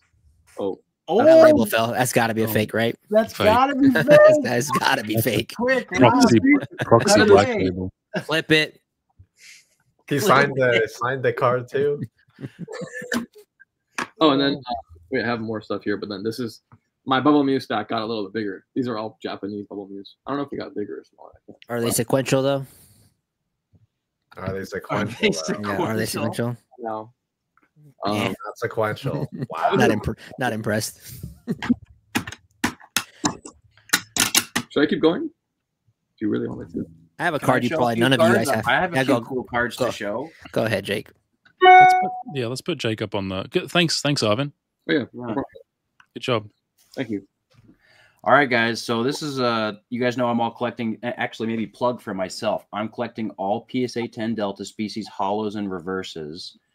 So that's the rares, and the big one for that set is this guy here. This is Crystal Guardians reverse hollow Charizard and a PSA 10. So I don't think Arvin has one of those. Do you? I actually used to have it. I overpaid. Okay. So Arvin doesn't have that. And then I also have this beautiful Gold Star Mewtwo that I actually sent into PSA myself. PSA 10, guys. English. Yeah. So those are my cool cards. I have some other cool ones, but those are the cool ones I'll show today. Pac, do you want to show anything? This wasn't in the script. I know Ivan wanted to show some cards, but that wasn't the intention of it. It was just for everyone to show off what they have. But Yeah, I appreciate you guys showing. Pretty cool. Kind of got me where I am today. So I'll show this off. Here's the let's see if y'all can see that Jason Page signature there on the card. Yo, you want to from the man from himself? You know, I thought about getting this graded, so you know, if you're an OG to the channel, you know what with this card and how I got it. So beautiful, pretty cool one. I want to see some Gokus too next time, maybe. Or you got one here? I have one here. So this is one of my favorite ones. It's kind of hard to see there. It's a Super Saiyan Blue Gogeta BGS 10. I'm gonna submit that again, see if I can get that into a black label. Recently, though, actually, let me see if I can find it really quick. You can go on to someone else, and I'll be right back. Yeah, sure. Bob, do you have a card you want to show? You excited about one? I'm not at my house. No. I'll tell y'all a story though. The Gold Star Zard that I got, I had it for like 2 days. It sold instantly, and that was the most expensive card I ever owned. So great. That's English 10, Dylan? Yeah, English 10. Gee, what's the pop? Like 50 on that? Off the top of my I did a video on it. I forgot off the top because I had a Japanese one, so I'm mixing it up. Mm-hmm. You cooked one of your fans for like 60% on that Gold Star Zard, no? No, I didn't. Right? Did you get it signed by Jason Page? Increase the value a little bit? Oh, no, I didn't. It's gonna grow exponentially, man. Don't forget that. I love that. This is probably my favorite card in my collection. That's tight. I made a recent video on this. Ooh. So this is a serialized Goku card. It's only 777 in the world, and I got it graded, and it came back a black label. Oh, as the last time I looked, there's only 12 in the world. So this is pretty cool. What's it worth? Last sold was 5,000 back in November, and there's only one listed, and the dude's asking like 20K on eBay. But I would say probably around 5 to 7 if I had to guess. that's like so tight, Eric. I'm waiting for that Dragon Ball market to start booming again. I need Logan Paul to start repping some Dragon Ball Z or something. Exactly. And hopefully this will be like $20,000 card if that ever becomes a thing. I don't know, like everybody on the stream, like, I mean, why don't we just start making Dragon Ball content, help Eric out a little bit here? I mean, You got to make Dragon Ball great again. I've been saying this. yeah, buy in now, guys. I Invest. just love Dragon Ball Super. I love Dragon Ball Z though. I don't know. You don't like Dragon Ball Super? Yeah, I feel like the art, like the anime style, is not as like hardcore, like just the mannerisms. Dragon Ball Z was more like cold-blooded, Hardcore. Yeah, they definitely toned it down for the younger generation. Back in the day, Dragon Ball Z was like ruthless. They were bleeding out and everything. Yeah. Now they don't really show much of that anymore. But I used to love that. Vegeta getting the shit kicked out of him by Frieza. That was that was actually traumatizing as a 12-year-old watching that. I was like, this is bad, right? Like he's actually in pain. I don't know. I think Super for me, like the animation and the transformations didn't feel epic until Goku and Jiren Ultra Instinct really kicked off, and it was like, okay, now the animation feels very different. The fight style, like it seemed just like it actually got kicked up a gear. It felt like when Goku went Super Saiyan for the first time, like it was really something at stake and very different kind of style. But that's just I like Dragon Ball a lot too. Yeah, really. For me, all the transformations kind of like was like overkill for me. Like with Super Saiyan God, Super Saiyan Blue, Super Saiyan, or like, and then Goku Black, Goku this. I'm just like, what's going on? Pokemon does the same thing, EX, Mega EX, VMAX. What like we just keep getting bigger and fluffier. Yeah, or turn into crystals. Alolan, Hisuian, they just keep changing it up, right? Yeah. I actually want to hear a Bulbastore, your biggest sale and biggest buy, or your at least the most interesting ones. We skipped over you. Yeah, let's do it. Well, that was it. The Gold Star Zard. For a single card, that was my biggest buy and biggest single sale. I guess my biggest sale would be the black labels ponchos that I did, but I graded those so they weren't a purchase. Right. That one was also partially crypto. That was like the only time I took it. And he bought the 2 black labels and maybe $10,000 worth of just whatever he picked out. That was the biggest transaction. Is it? I think that's the biggest transaction in a show for sure. that I've done purchase actually might have been yesterday. I drove and I picked up a bunch of ponchos, Munch Pikachus, a lot of alt arts. That was 47,000. So I think that might be my most expensive purchase as a transaction, but a lot of stuff. What percentage did you pay him, Dylan? Did you cook him? No, it was between 80 and 85 on the ponchos or higher, and then the rest were lower. Sure. Yeah. Well, it was one of them was cool. So the reason why I paid higher, I was gambling because included was a BGS 10 Mario. There's only 8 of those in the world, and so I just gambled on that because he wanted. Sorry, it was 45, not 47. He wanted 45. That was his number. So, and I was lower than that. My 80% was way lower than that. But he had to be at 45, and I said, okay, well, you know what? Let me gamble on this Mario. I'll take all the other ones. That's why I said it's like 80 to 85 because my 80% was like 42,000. So I ended up paying more. I don't know how much more that is percentage wise, but so I'll have that in Atlanta. That was a pretty rare card, and I'm guessing it should sell well. So that's like my risk. It's awesome. Yeah, it's super cool, man. That's super cool. So let's get back to market a little bit here now. I know obviously there's speculation, and a lot of people want to know, like previously in the chat as well, like, you know, there's a lot of talk about this being a bubble, and we're in a bubble right now, and you know, I personally don't buy that, but I want to get your guys' take. So you're all invested, whether it's for business, whether it's for, you know, long term inventory. What is the vibe right now that you guys are hearing and seeing when you're at shows, and where does your gut tell you that the market is headed this year? And this is just the general Pokemon market. It's not specifically sealed or specifically slabs or singles, raw.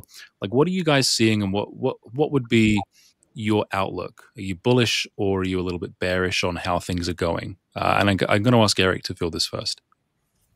Yeah, I talked about this on my stream recently. I think I don't consider it a bubble. I just think there's just so many people in the hobby now. You know, the amount of people that come to my table and tell me, "Hey, 151 brought me back." You know, I hear those all the time. So, you know, we had a big boom during COVID. You know, a lot of people started collecting and stuff, but I feel like we had another big boom, you know, right now. And then I was telling people, I can't remember the last time we had so many sets that were bangers after bangers after bangers. In COVID, I think it was just a lot of hype. People were just buying anything.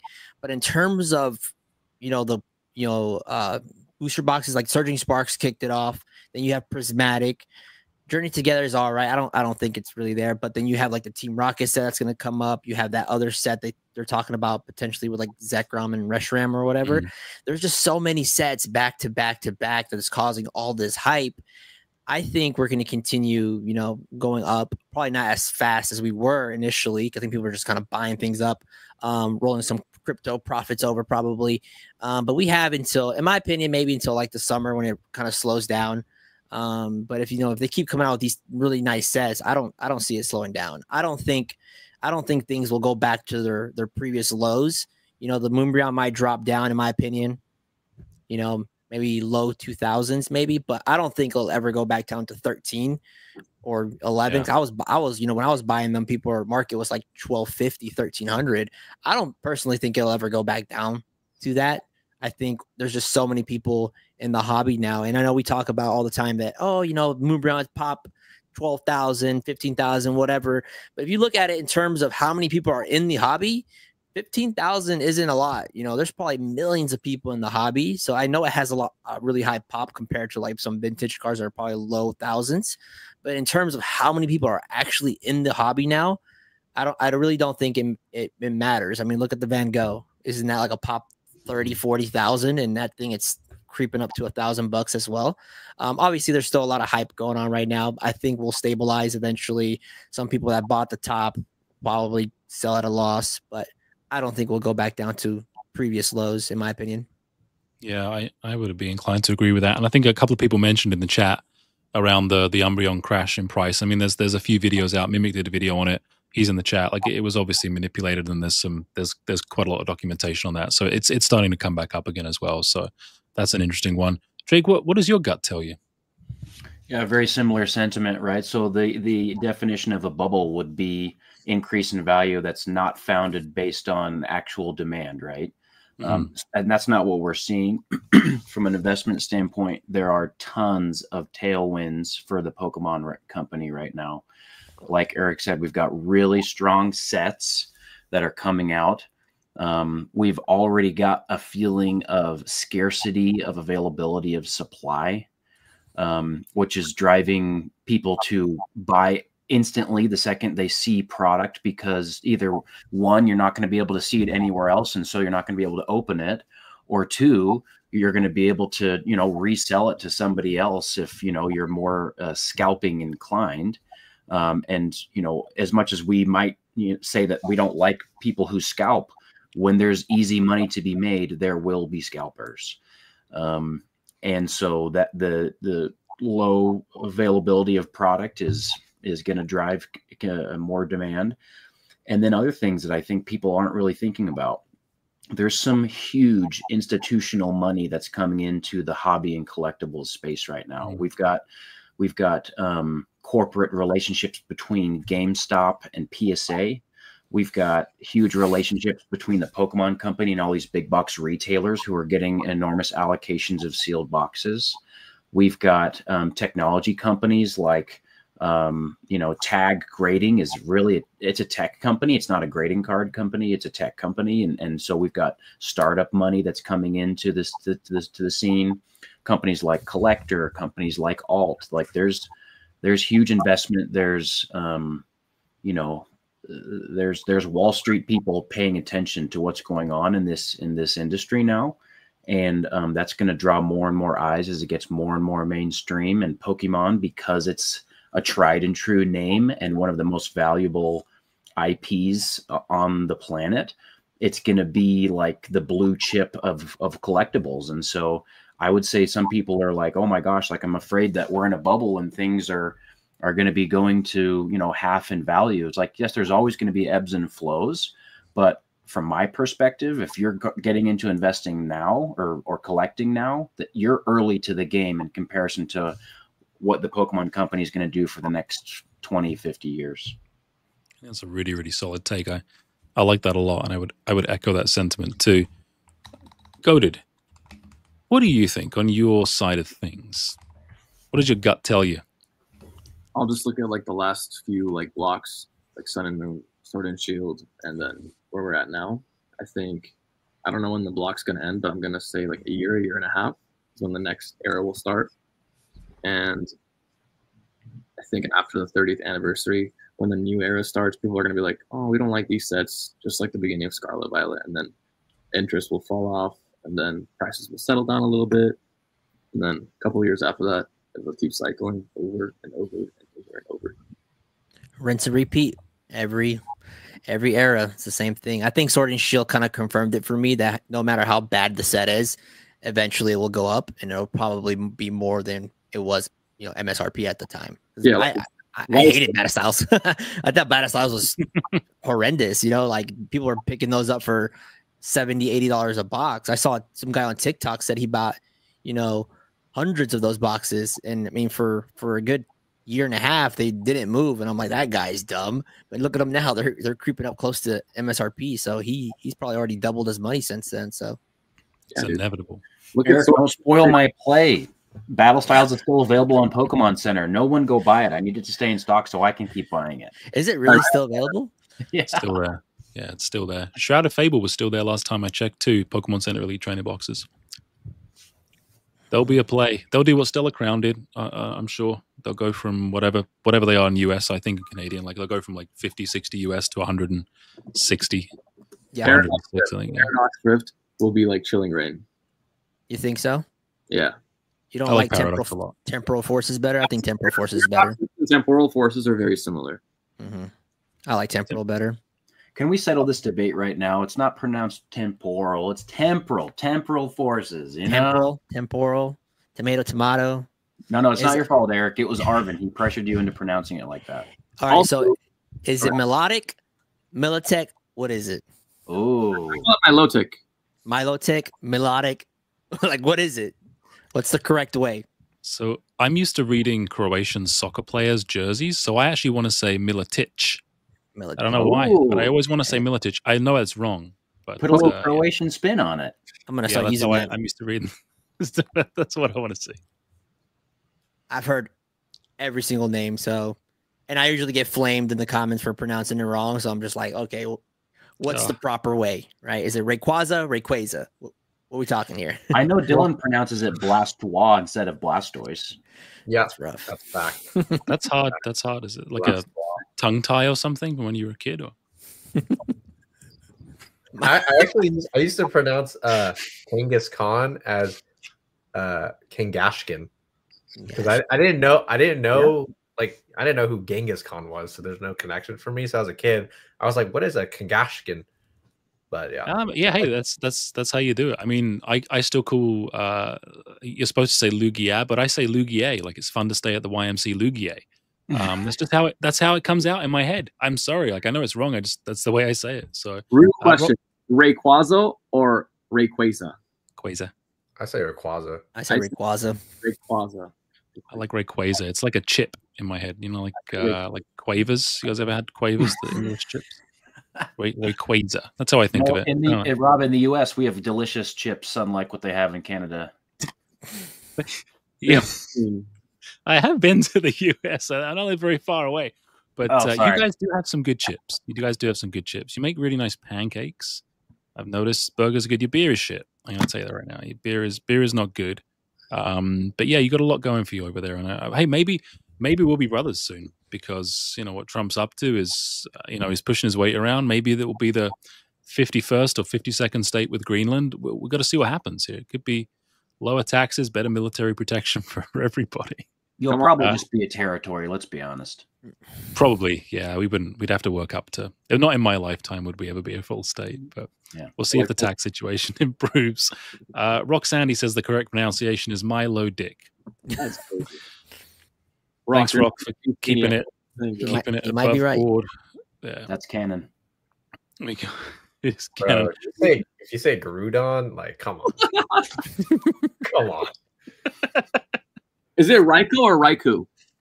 It's Raikou. You said the same thing. You said the same thing twice. No, Raikou. Is it Raikou or Raikou? Who says Raikou? I want to know right now. It's a cow. It's supposed to be a really quick, fast cow. It's a legendary beast. It's not a dog. It's a lightning cow. Is it? I'm joking. Arceus or Arceus? Oh, that's a good one. I say Arceus. I say Arceus. Arceus just sounds dirty. Arceus. Groudon. That's fun. I've never heard anyone call it Groudon though. So no, I haven't heard Groudon. I haven't heard Groudon. What are you guys most excited about in terms of the sets that are coming up? Any cards that you'd like to see? This is a good question, actually. Sorry, I'm asking 3 questions at once. This is the question I want to ask. Team Rocket. What do you guys want to see in Team Rocket? I'm going to ask Bulba first of all because he didn't get a chance to answer the last question. But I'm probably like the worst one to ask. So I That's didn't. why Grow up. I'm the youngest ones. I didn't grow up with WotC, and to this day I don't really care about it. So for me, I'm not excited at all because I don't. I mean, unless they have, I like the idea of like dark and light. It's a cool thing. But I'm not like nostalgic for Rocket or anything.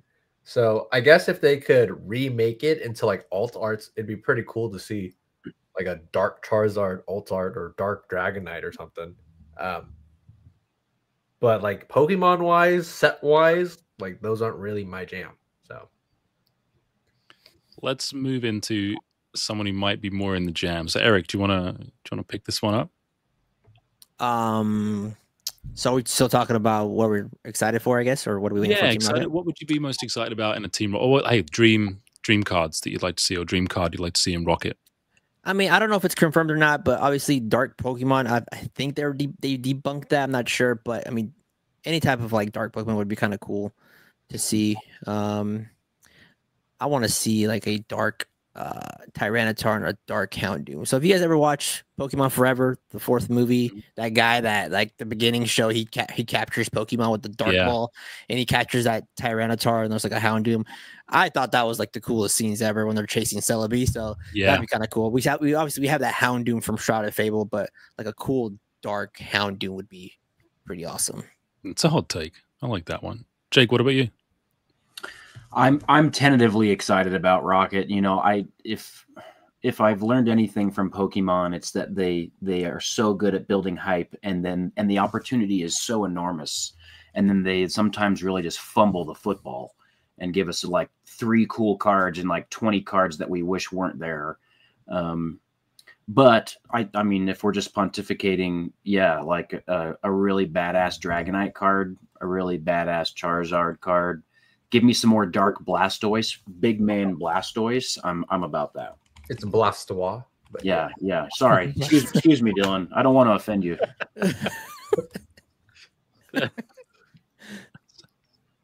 What do you think, Arvin? What do you want to see? First off, I like this Pokecorey guy's logo. It looks really nice. It is a really nice logo, yeah. Really cool. Slowpoke in there. Yeah. Very well done. But I agree with Jake. I feel like if there's not like a Dark Charizard Altart or Dark Blastoise Altart or Dark Dragonite Altart, I feel like it'd be disappointing. Maybe Dark Fumble. They could make it like super OP and bring like all those dark Pokemon, and then they could also put like dark evolutions, like, you know what I mean? Dark Flareon, Dark Vaporeon, Dark Jolteon, or from Rocket. If they did all tarts of those two, that set would be crazy, man. Can you imagine? Imagine Dark. Wild. It'd be better than Prismatic. Yeah, imagine Dark Charizard and Dark Evolutions. That would be insane. Oh, shit. Yeah, Rocket's Umbreon is probably like a $5 million card. Oh my goodness. Yeah. Someone would steal all the hits from the factory for that, for sure. It's Umbreon. Altart. That's such a great point, Rob. Like, if the Pokemon Company makes like obviously top tier cards, does it tempt the workers to steal them? Like, do they have to print like kind of quasi cool cards so that no one really knows what to steal? I think they have. Yeah. Well, I mean, I'm on record as I know the acid consumption in that factory is off the charts. So I don't know if they know what's going on. And then that's the reason the print quality is so bad. So I don't know what they're seeing when they're printing, but if they're having a sober moment, for sure, they're gonna pick up some of the expensive cards. I mean, the people are. I mean, I made a video on this a little while ago, just copying some tweets from other people. But a lot of people seem to think the hits have been stolen because people are opening so many packs on streams, and there's not a whole lot in there. And the pull rates are bad, but they're not that bad. So I cannot confirm or deny, but something seems fishy on this one. I wouldn't be surprised to see a Dextero or Dexatero, however you say that story, a news story from those guys saying, "Oh, it looks like all the hits from Prismatic was stolen by somebody." That would not surprise me. I don't think so. I think people are just overestimating how easy it should be to hit specific evolution cards, and I think they're also thinking on a different line. The Pokemon Company is giving you this set and telling you that a Pokeball reverse holo is a hit, and maybe we don't. Yeah. We don't consider that a hit, but they do. The thing as well is I think a lot of guys that have come back with 151, they're not used to really brutal pull rates either. They're not used to opening all this Evolving Skies and being like, "Oh, there's nothing." My hit was a reverse holo Entei. It's like that. Yeah. That was my hit for the whole pack. Evolving Skies, or what if you're ripping Burning Shadows? Like we're talking about like $6 worth of hits from a booster box. Yeah, that's it. Yeah. So there's like one good card in there. We live in blessed times. Everyone remember that. I keep saying this to people. These are the days. These are the peak Pokemon days you're going to remember and look back on. I think everyone's still chasing that Crown Zenith hype, or like every pack had something. Like Crown Zenith pull rates are insane. I swear. Like you would open up a ETB and like out of your 9 packs, 8 of them had hits. Yeah, like, I think everyone was so like hyped for that, and they expected that moving forward, but I feel like we haven't seen that since. Yeah, I think that's why people like high class sets so much too. It's because in Japanese, you guarantee the hits. It's awesome. You're going to get something in the box. That's fun. That's a crazy comment. One thing I want to say is these sets that have God Pack chances, they're going to go down as some of the most investable sets of all time. 151 Prismatic, they're huge. Yeah, because like when you have that ultimate chase, Yeah. it's just different. it really is. I think about the streamers of the future. Like you think like content creation is on steroids right now. I can only imagine what it's going to look like in 10, 15 years with technology advancements. And I think, what's going to drive the thumbnails, what's going to drive the clicks and the ad revenue is going to be opening these friggin' monster expensive packs and pulling god packs and stuff like that. That's going to be what people want to see. They're not going to want to see, hey, there's nothing good in these boxes. Why would I open this? That's why like stuff like Battle Styles will go up. But like who's going to want to open that stuff? I don't know. That's just my take. I'm not so sure I'd want to pay, $1,000 for a booster box of Battle Styles and pull Phoebe. I don't know. That's Tyranitar. yeah, maybe Tyranitar's a good card, but realistically, your chances there's not a lot of other good stuff in there, right? Whereas you could pull an evolving Sky. No, I'm sorry. Battle Styles. Agreed. The Battle Empoleon Styles is are such good a set. sick card. Empoleon's okay. Empoleon's okay. Yeah, but I don't know. I feel like comparatively, you could buy something that's better that would have a lot more chance of hits, like a Scarlet and Violet set right now, where you've got chances, like you've got much better pull rates. Maybe someone would prefer to buy an Obsidian Flames booster box than a Battle Styles, or even a Scarlet and Violet base. Like the hit rates are off the charts, like the stuff like that. So, and arguably the artwork's better. I mean, Can I ask a question? The chase. I wanted to ask what's the coolest card you guys have pulled from a pack for your own personal collection? Giratina V from Lost Origin. Nice. I never. But I opened 4 booster boxes, and I remember I pulled it. I think it was like $200 at the time, so I lost money. Like, and it was I had 4, and I picked them, and it was the last because I was just opening until I do it, and I don't remember what I pulled from the other ones, but I was just going to still lucky to even hit it in 4. But I was like, dude, if I picked it right on the first time, I wouldn't have opened the other 3. So, but that was the best one I pulled for myself. Eric?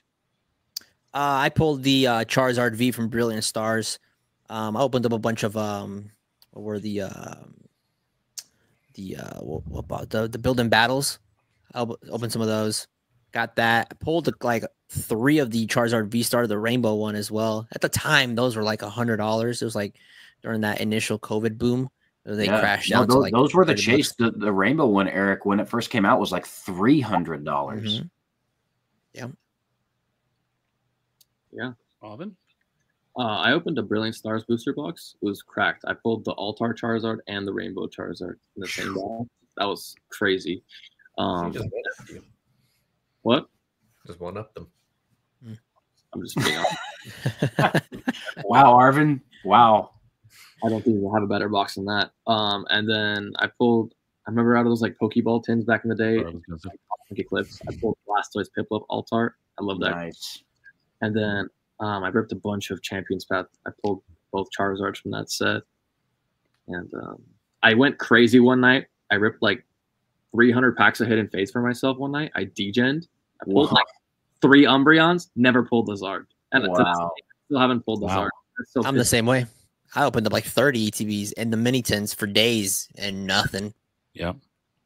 Gave up. So brutal. I still feel horrible about it.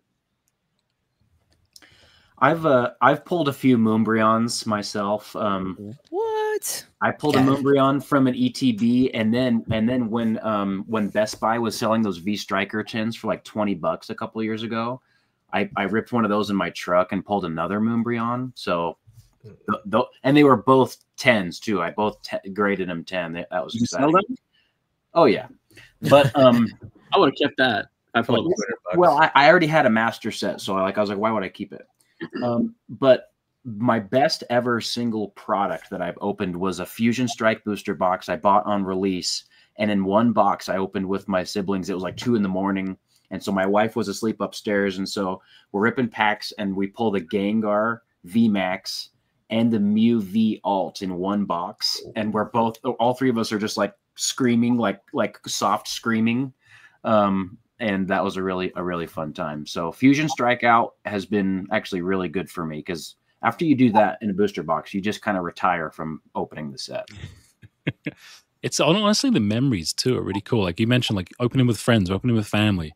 Yes. Like that makes the pulls even better. Right. Sometimes it's not just about how valuable the card is or, what, what's going on if you're by yourself. Like it's when you're with family or when you're doing something. So one of my favorites is actually pulling from a Costco tin Sylveon VMAX from Evolving Skies with my daughter. Nice. And then we graded it, and she carries it around like it's her card. Like, and it's just a really cool memory. Yeah. That I'll always have, right? And that's really cool. And I got the Mewtwo Mew from Unified Minds. The Great Rainbow. card.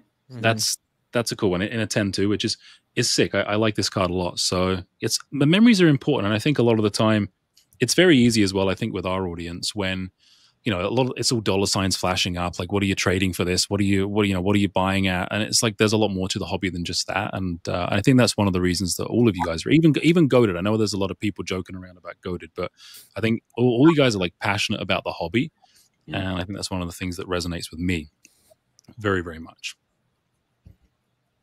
Yeah.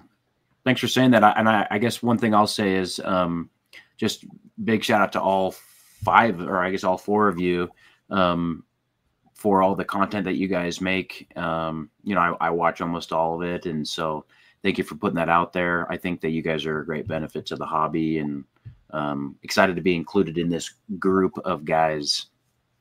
Yeah, that's super cool. I really appreciate you guys joining. So at this point, guys, this is probably where we'll choose to kind of end things tonight. We've been going for like an hour and 45 or an hour and a half. I can't do math, but yeah. Is there anything else that you guys wanted to bring up? Does anyone else have any burning questions? Arvin, was there any more parts of your collection that you desperately wanted to show Jake or Bulba? Or?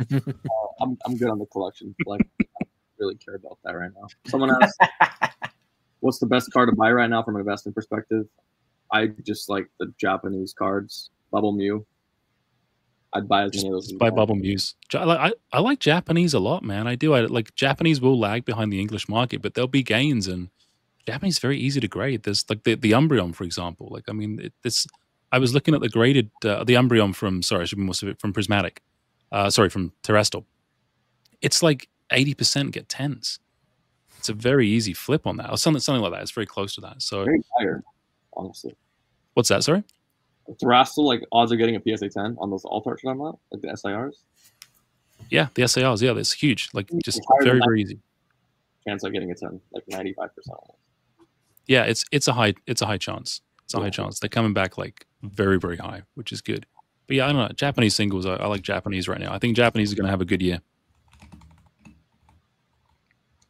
Look at the Japanese pumper as Pokeyenny. As long as distros keep effing people on English, Japanese is going to the moon this year. I think he's right. I mean, I mentioned I was in my card store and got the booster bundle display case I wanted, but I mean, they got a huge restock of Surging. For them, it was a huge restock. They never have anything. They had 3 cases of Surging Sparks booster bundles, and they'd gone from being equivalent 25 US to being 55 US in Canadian dollars. And it's not them, it's not the card store, it's the distro saying, hey, we're gonna give you it, but we're gonna give you it at a much higher price. So that sucks. It kind of sucks. I hear that, but then I'm like, I don't know, like the distro business is so similar to an LGS business, right? They're buying from someone who is providing them allocation that they don't have control over, and they need to sell it at a price so that they can stay in business. So if they're increasing price, I don't think it's because they're evil and they read the market and they just want to make more money. I think it's because from a volume standpoint, they don't have enough to make as much money as they need to keep their profit margin. And so they have to increase prices. And so what that tells me is Pokemon just simply isn't printing enough to meet demand. I think that's the genesis of the problem. There really is 2 schools of thought. And I mean, it depends. I think there's a lot of distributors, right? And in Canada, there's only 3. So they've kind of stranglehold over the market. They can kind of do what they want. But there's those that believe they're hanging on to product and they're holding stuff back. And then there are guys that are like, hey, no, it's Pokemon doing that. And I think it's different for each distributor and what they're doing. I mean, all I know is I see these prices going up. Somewhere along the line, somebody is making more money than perhaps they need to, and the person who's footing the bill is the end consumer. At least that's my take. Someone's asking about Milky Bags. A Milky Bag's worth it. Everyone that likes gets a Milky Bag, by the way. Same as the last stream. So free Milky Bag on This is actually a good point, and I'd like maybe Arvin to defend himself here. So, and in my comment section, whenever I do a video with Arvin, people will say that he's a scammer because he sells mystery bags on TikTok. But in my opinion, selling a mystery bag and the Pokemon Company selling a booster pack are basically the same business model. Anybody disagree with that? I do not disagree with that at all. Like if the odds are pretty much, you know, equal across every line of Milky bags, it seems to me like Arvin is just basically a Pokemon gym leader. He's taking your lunch money. Yeah. It's just gambling at the end of the day, isn't it? Whether you're doing your crypto, your booster boxes, your mystery packs, your Milky bags, you just want to get that hit. That's what you're chasing. So every round I do, it's 50 bags and there's 16 chases. And they have there's like on the website, you can see all the cards. So if you like any of those cards that round, you can go for the round. Or you can just wait for the next day or later that day. Like we do like multiple rounds sometimes every day. So if you like a card, and I'll tell you what's live, what's not live, and you want to risk a couple $100 or $400 or 600 or however much you want to spend, if you think it's worth it, you can go in. It's just more than anything, it's entertainment, man.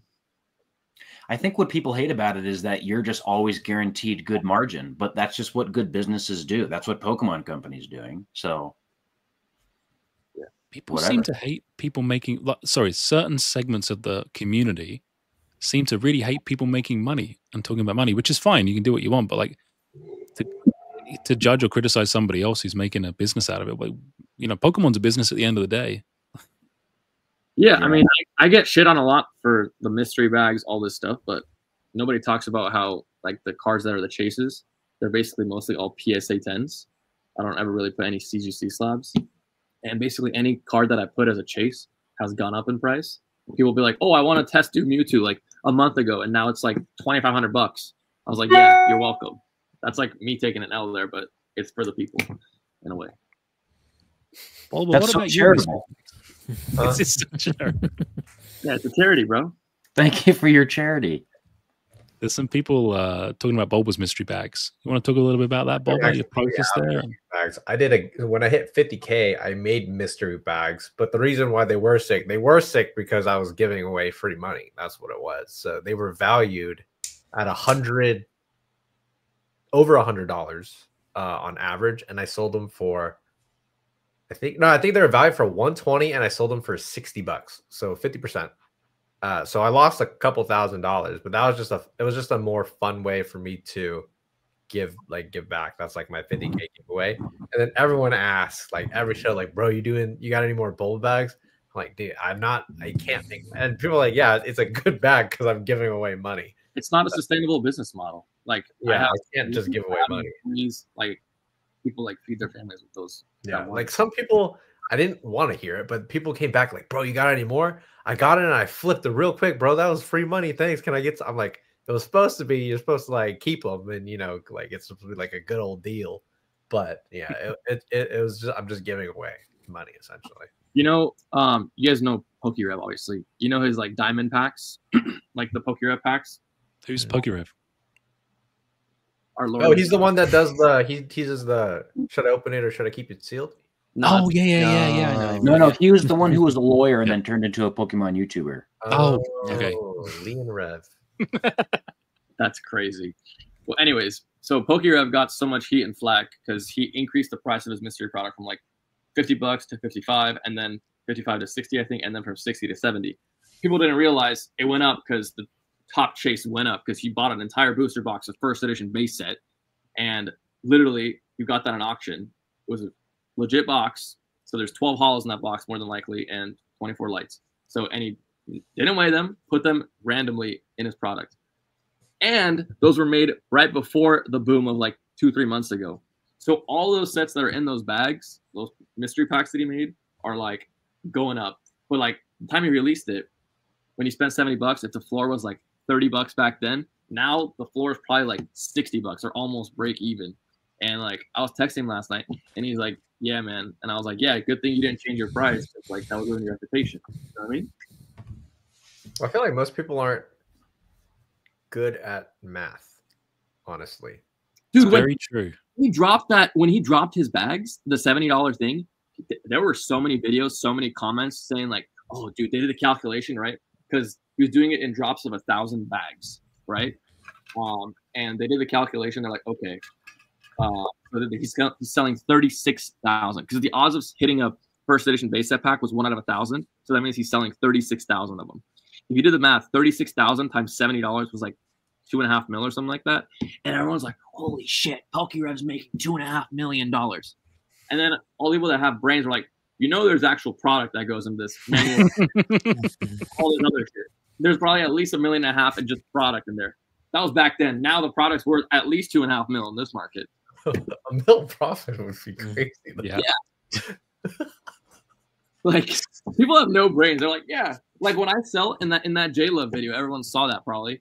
And I'm like, yeah, we sell a round of Milky bags, 50 bags, $200. That's $10,000. Everyone thinks, yeah, I'm just making $10,000 straight in my bank. It's not like there's like $7,000 in chases plus the floors on all the insurances. Like, come on. It's not a donation. Pocket got it right. Feelings versus math. I appreciate all that math, Arvin. And when I compare that to the Pokemon Company, how much are they spending to put a booster pack together versus what they're selling at MSRP? What do you guys think? What do you guys think it is? A booster pack with a holo in. What do you guys think that actually costs them? Like 8 cents? Yeah. For everything. It's like 10 cents at most. But it's because they had to pay all the money for to make it worth anything, you know? Like, well, yeah, it's 25 years of production of the show and all this stuff. I don't have any issues with it. They've created an investable hobby, right? But I'm just saying, like, that's what you need to compare these secondary resellers to, is like who's the best at this? It's the Pokemon Company. Giving you the blueprint. Right. That is it. Some people have asked if Brian's going to come in. Brian still hasn't paid me for the last live stream I put him on, so he's not welcome here.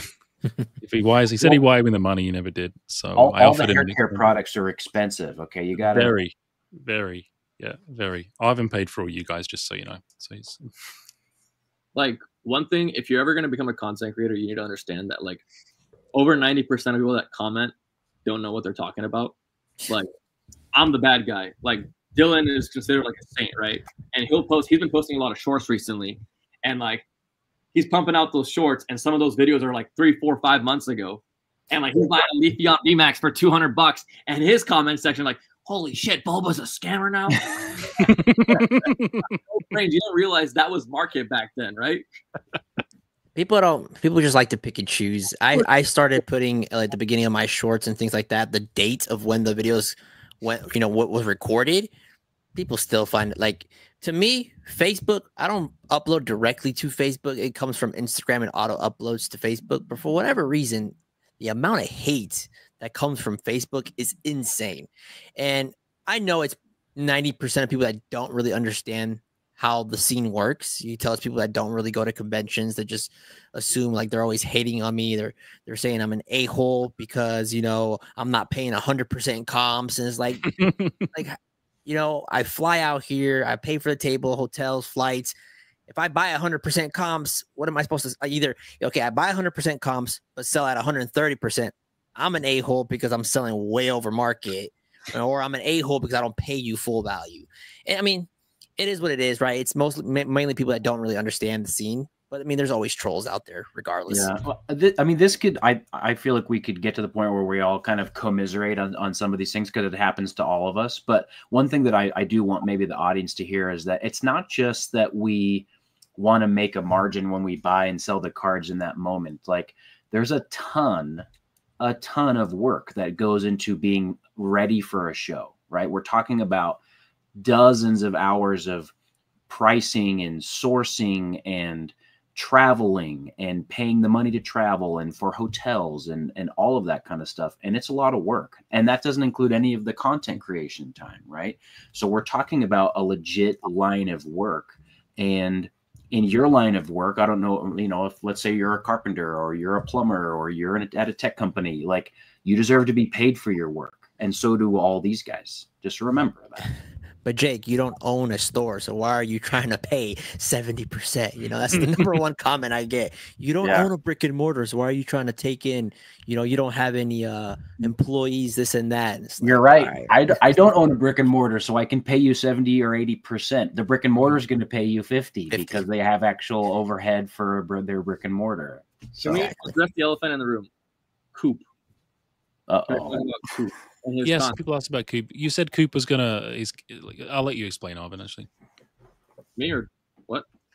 you said you asked Coop. I thought maybe I misunderstood, so I don't want to put you on the spot, but or misheard. I thought you said Coop wasn't able to make it. You asked him if he was able to come or something like that. I think Dylan. I asked. I Oh, Dylan. I apologize. It was Dylan. Yeah, yeah. I've never talked to Coop. He's too big for me. But Arvin gets scared when he sees the sub numbers get too high. yeah. Well, he's not. His friends. He's texting Rev his freaking nude pics. So he's like, "Hey, what are you up to on your mystery bags?" He's sending those pics to everybody right now. That's crazy. And that's a whole different definition of milky bags. I'm not ready for that live stream, Rob. It's on a different that's site. not going to happen on this channel. It's a different website. Yeah, that's Rob after dark. Yeah, that is. Check out the OnlyFans, guys. It's mostly feet stuff. No, Coop did leave a comment on one of the other streams, and I said you're more than welcome to come on. I mean, it's a pretty big channel, so I think I think Jake's the biggest guy we've had so far on. I'm just a little guy. I'm really pleased that you guys have all agreed to join and listen to my questions, and really grateful. Whose phone is that? It's got to be Arvin. It's Arvin. He's too important to just do one thing at a time. On my computer. Some comments about it. Yeah. Question. So the reason I brought up Coop is I've never met the guy, and I have no problem with him personally at all. I just think more power to him. His content blew up because he's super nice with like everyone and like the donations and giving stuff away. But I feel like the only thing I don't like about all of it is like he's create some sort of like fake, like not fake, but like some perception for everyone that every vendor has to be like that, right? And that is just not a sustainable business model unless you have his following. And like I'm pretty sure when he goes live, like people will donate money and then he'll like give away stuff. And like I think that's really nice, but he's almost kind of created like a cancel culture, and like his fans will go into other vendor or other creators and comment like, why didn't you give him a better deal? Why didn't you give that kid that slab? Or like, that's just my 2 cents, but that's just, what do you guys think? I haven't met Coop either. I mean, we exchanged some, messages through Instagram. Obviously, his content's been blowing up. Very nice guy. I think we all have our own, specialties, right? We all kind of have our own thing. Coop obviously does that. I think that works for him, and he enjoys doing that. And I think that's what he's known for. Unfortunately, yeah, there's some people that kind of reach out or comment on our videos and say this and that, why aren't you giving that for free? But I think you have to look at it as we are all on our own individual, creators. We're all doing our own thing. We all have our own goals. So we kind of stick to what we know, what works for us, right? We don't want to, blatantly copy someone else's style, because we all got to where we're at because of our personalities, right? So I started off with being known as the 151 guy, right? People call me Mr. 151. So I'm going to continue doing that because that works for me. Yeah, I do do challenges with kids that come to my table. Hey, a quiz, can you give me the name of this Pokemon? Here's a free pack. I've given cards to kids, but I just can't do it for every single person because it costs me money to go out there, right? I've paid upwards to $2,000 to get out to a convention, and I just can't give 90% of my stuff away. It's not realistic for me where I'm at. And I think Coop keeps it pretty well because he stays up in the East Coast, so he doesn't travel too far, right? So he can drive there, and that content works for him, so it's a lot more manageable for him. Like it wouldn't really work out for at least how I do things on my channel. But I mean, power to Coop. He's a great guy. He's doing a lot of great things for the community. My opinion here is that I think it speaks less to like what Coop is doing and more just that our hobby is still a little bit in its infancy. And people in general, maybe those who are newer to the hobby, are still kind of uncomfortable with the idea of someone making money on Pokemon cards. And that's okay. But that's just going to sort itself out with time. I think people, and I'm seeing this in real time, people come to my table either at big shows or small shows, and they know what their items are worth, and they know that they want to make plays that are going to be financially beneficial for themselves, even if they're trading into me at 80%. Maybe they're in for 30% or less. Maybe they graded the card themselves, and so they have a huge margin on it, so they're okay with that. So everyone's, who's been in it for more than maybe a year is kind of privy to the value of their items, and they don't want to lose money. And so as the hobby gets more and more mature, I think that's just going to be kind of a given that vendors need to make money. I think it's more of a, it's like a genre kind of filler. I met him at Richmond Collecticon, and funnily enough, he had a card that I was like, oh, that's pretty cool. So I was like, so I picked it up. But in my head, I was like, hey, if I just say I want it, is he gonna give it to me for free? They test the waters. And yeah, I ended up just paying like, I think like sticker or like really close to it. But I think it's he's just making new, or not new. Well, it's unique content in the sense like there's like different age ranges for sure. Like there's viewers that are 5 years old or 85 years old. And I think it's like it unlocked, yeah, there's vendor POV, but is there like feel good Pokemon content? So kind of like how, you know, you open your feed and there's cute puppies or something, you know, like, oh, that's cool. Or like you like hearing happy stories kind of. So it's like a completely different, like we're more so like I consider myself more business, right? Like I'm buying, selling deals. This is what the market's going for. I think his is more like more entertainment in the sense like I don't think the cards are that much. You know what I mean? Or like the deals are that big. Yeah, it's more so the act. Yeah, it's wholesome content. I think Coop, his reach goes beyond just people that collect. So I think he gets a lot of folks that they're not even into Pokemon, but they just see the wholesome moment, you know, parents, this and that. And I think that's what's helped him grow a lot. For us, I would say probably 90% of our viewers are people that are into the hobby for collection purposes, for maybe they want to learn how to do vendor POVs and things like that. So he definitely has a more reach to the general population, to the average person that's not really into Pokemon, which is working out great for him. So yeah, and to clear the air, I have nothing against him or anything like that. I'm just saying, like, his content is just like a gateway to Pokemon, and it makes you feel good. But the only thing is that it's like a false like perception of like the general hobby, because like I don't really have smaller cards, to be honest, to like give away to kids. So like if I'm vending and I have like a bunch of ponchos at 3 ounce, like I can't give that card to a kid. You know what I mean? Or like next event, Arvin, I'm gonna stop by. You can hand me one of those Japanese bowl muse. I know the content, bro. I'm gonna get canceled if I don't give it. I'm gonna bring my daughter up to your table. Be like, hey, I need it for my poor old little kid. But yeah, I'd love to have Coop on. I like Coop's content. I have nothing against Coop, so that'd be great. Someone's asking here, Atomics, any tips for starting vending? Getting back to some positive stuff on the vending side. So if somebody doesn't have anything and they're like, look, this is what I want to do. This looks cool. I want to get started. How would they start doing it? And I think let's ask Bulba first. Bulba likes these questions. He loves them. He's just waiting to answer. He's like, when's this gonna end? I mean, to be fair, yeah, that's one of the most, probably the most asked question I get on a daily basis. I always tell people, if you want to start, the best way to do it is find a local show, because the barrier to start is very low. And if you don't even have any product, you can just go to see what it's like just the setup, the vibe, the culture, I guess I would say. Because I did vend at a local show, but my first Collecticon my first show I traveled to, I went as a buyer just to, you know, check it out. Like, hey, see what's going on. A lot of fun too. And it also helps, I suppose, if you're taking that next step to traveling, going to a city that you can double up, like a cool city, if you will. So I went to Orlando Collecticon. We were able to make it a vacation, did like Universal Studios and extra stuff. So it makes it a little bit more worth it. If for some reason you don't like it, it's at least still a vacation. So I would always try to, like when I first started in general, I was doing everything online and locally, like deals and stuff. So if you're not too comfortable online or not too knowledgeable, there's always local to fall back on, and it's always cheaper. The only thing you lose really is your time and like a little money. So Jake, just kind of coming on from that, Pokieri is asking the minimum amount of inventory in terms of slabs and singles you'd want to take to a show starting out. How would you build on what Bulba said?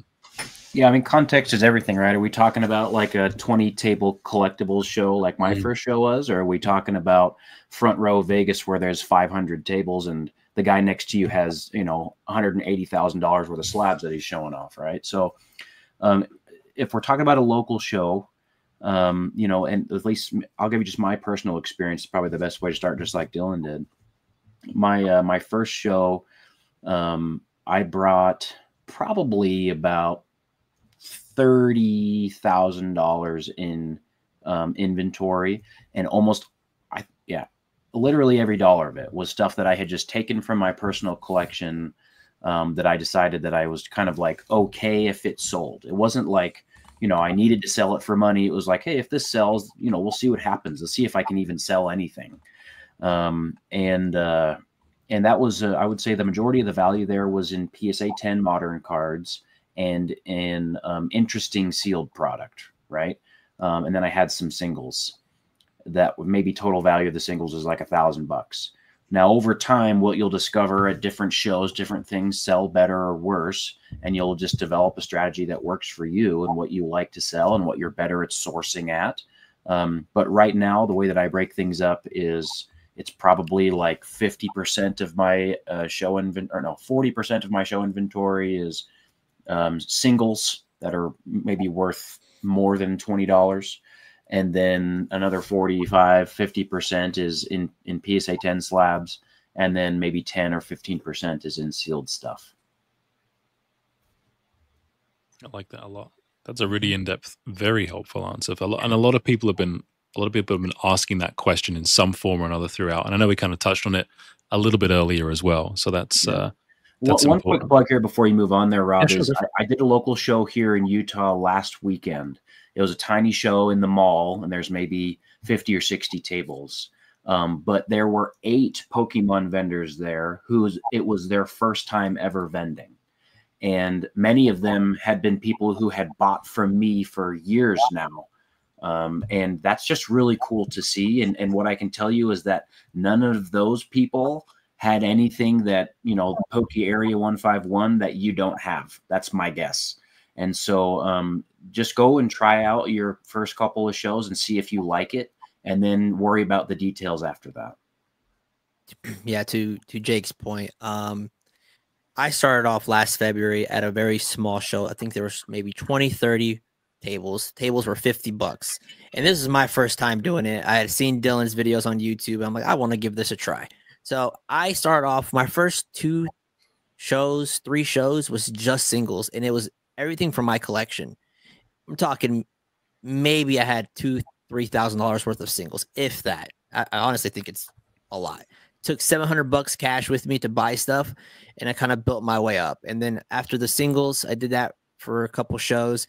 Then I wanted to get into slabs, so I took whatever I had left in my collection, and I got all those stuff graded. It was pretty bad submission. I got a lot of 8s and 9s, some 10s, nothing huge. But then it started off with everything from my personal collection. Like, I didn't go out and buy anything, just stuff that I had.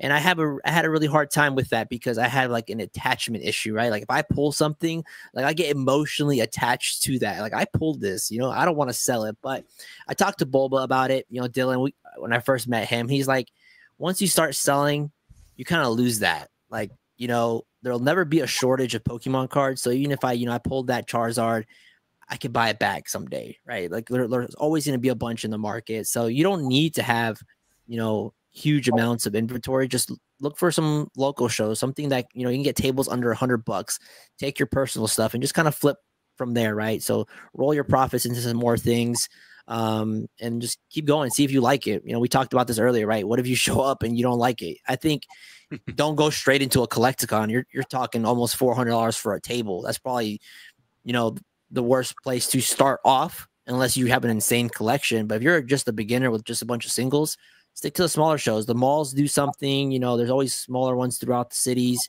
$50 tables, $75 tables, 1-day shows. They're like 6 hours long. I think those are great. And you get a good vibe out of it. You see, okay, do I do it? Do I enjoy this? Do I not?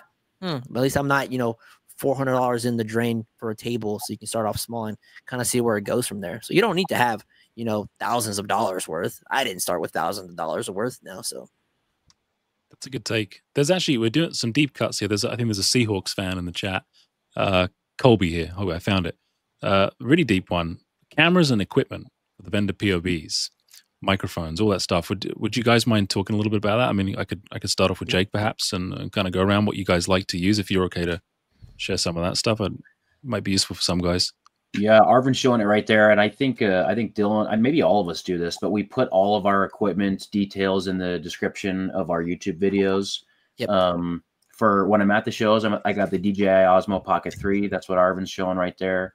And then that same company also sells some microphones, and they even sell like a creator bundle that comes with the mic and the camera and like a tripod. And so there's a lot of equipment out there that works really well. But just remember that any equipment that you get, you're also going to want to, have an editing software that you can get relatively familiar with. And so that can depend on maybe what type of software you prefer. If you're an Apple person, maybe you're talking about Final Cut Pro. My wife and I, we use CapCut. So just, try a few things, see what works, and go from there. I will say I'm a huge fan of CapCut. It makes things so easy, both on the cell phone and on the desktop. Both versions, Yes. really just user intuitive. Yeah, CapCut is really, really good. Yeah. Yeah. I was gonna say when they shut that down for like 2 days, I was kind of panicking. I'm like, what am I gonna do? Because their auto caption feature is amazing. It's the best one I've seen, and that saves me insane amount of time when I'm editing. So I don't know what I would do if they got rid of CapCut. I was kind of panicking those couple days that it was turned off or whatever, banned. I was fine because Justin Trudeau's in the Chinese pocket there, so we don't have anything to worry about TikTok going away or CapCut going away anytime soon. That's one of the benefits of having a very liberal prime minister. Bob, are you using the same kind of stuff? Anything? You Yeah, I actually have multiple cameras, so people ask me for different ones. So I do have that DJI. That one's more for like the buyer POV. When it has a built-in gimbal, so it's really good if you're moving. The mic is good. I'd recommend, contrary to, I wouldn't get the bundle. I would get the mic separately because then you get 2 mics and they usually die. So then you can switch it out. And then when I first started, I had a 360 camera called the Insta360. I think it was the 3rd generation. And I bought that because when I originally started, I knew I wanted to do this, but I flew solo. So I couldn't have a cameraman. So that 360 camera, it was unique because it let you frame. It's a 360 camera, so it literally goes anywhere, and you can frame your videos. You can like move with it and stuff. The only problem was you have to edit it twice technically to move it and then also reframe it into your thing. So, and it was lower quality than if you just did like a regular vid. So right now I upgraded to a Sony a FX3 or 30, whichever the cheaper one is. That one's pretty expensive. It's like $1,300 with a really wide angle lens. I'm not the biggest camera guy, but that camera has a built-in fan, so you can actually keep it running the entire show without overheating. So I upgraded to that, and it's been fantastic ever since. But I'm sure. I mean, looking at I think Jake's production quality, especially with the edits, is so clean. So if you're using the DJI with that, that's probably the way to go, because I think the Insta360 is too old, or not too old. It's a lot more work if you don't have the time, because I was spending so many hours editing at the beginning, and I do think that the camera, the Sony, is way too much to jump in if you're just starting off. So I think the DJI would be the best. I mean, you can keep that the whole time and use it. It's like the most versatile. Yeah, Deep Pocket Monster used the DJI too, the Osmo Pocket. I'm pretty sure he does. A lot of people use that. That's great. Yeah, that's awesome. And guys, there's a few more people starting to come into the live, and thanks for joining, guys. Asking the same kind of things around, but a very popular question about getting started. We discussed it, I think, a couple of times in the live. So, guys, please go back and have a watch. There's some really great advice from these guys in the live, just on getting started, on how to start off, and kind of what stuff to buy, and what kind of split, and what kind of shows you're doing. So, make sure you check that out as well. Who's winning the Super Bowl? I don't. Packers aren't in it, right? Chiefs. The Cowboys, maybe. It's the Oilers. The Lakers, right? They got Doncic though. Oh, bro, don't get me started. Kyrie, I'm a Kyrie fan, so we're cooking. We're cooking now. I don't know about that, but let's see. But yeah, we are. I think Taylor Swift's headlines will be the refs are going to fix it up for her. 3-peat with Travis. He'll propose on the field. So it'll go. One thing we didn't talk about which I feel like is kind of important. Like, have you guys noticed it's harder to buy at like better percentages than we used to? You can still buy everything at 70% like the old days. Because like I used to like buy from, because vendors usually buy at like 70 to 75%, and then I was able to get deals in like the 80 to 85%. Now I have vendors coming up, like when I go up to vendors, they're like, dude, I paid like 88% for these. I was like, what? And then I'm forced to like pay higher than what they paid, obviously. It's like the margins are getting less and like more and more thin. That's just. You go ahead. I was going to say that's just the result of a more educated marketplace, right? We're talking about people who know the value of their cards and they know the liquidity of their cards. And, you know, at the end of the day, like for a vendor, if they're able to move something faster, then they can take a smaller margin on it. And that's maybe harder for you if you only source from other resellers, Arvin. But, you know, I mean, yeah, we're talking about just like any marketplace as it matures, people are going to understand more about it and know how to not lose money. Yeah. So I think it's more, in my opinion, I think it's more so that more people want to be a vendor. So the only way to distinguish yourself is by paying higher. Someone asked earlier, I noticed vendors buy 85, would buying at 87 encourage me to put, it would encourage you. To be fair, 2%, most people won't care about that. They'll just sell it to the dude in front of them instead of trying to walk it around. But the concept there is like, there's so many people that just want to make it. So they're willing to take, you know, it's kind of a race to the bottom. They're willing to take a smaller pay cut just to even make it happen. I think when you're able to unlock more capital, you're able to get higher discounts because you might pay 85% for a card, but what if I buy 50 of that card? It's going to be very hard for someone to sell that much, or for someone to buy it because it just costs 50x the amount. So if it's like bulk buying, like Costco or something. If you're able to have more capital and buy huge collections, then you can buy lower still, relatively. And I think all of our content too, like Jake said, everyone's just more educated now. There's so many channels out there, so many vendor POVs now. People watch the content, they see how we all negotiate, so they kind of have an expectation of what to expect when they come up to you, right? So at this point, everyone probably wants to sell to Arvin for 95%. They don't want to budge, right? Because they know what he usually buys at. So it's like a double-edged sword, right? We can buy higher, but the problem is you'll make the consumer happy. Oh, I'm buying this guy's stuff for 88%, but then someone else that comes and wants to buy from you and they want to haggle you, and you're just like, nope, I'm firm. You also make people kind of pissed off at you because you're not willing to work with them. But if you're buying so high, you have no wiggle room.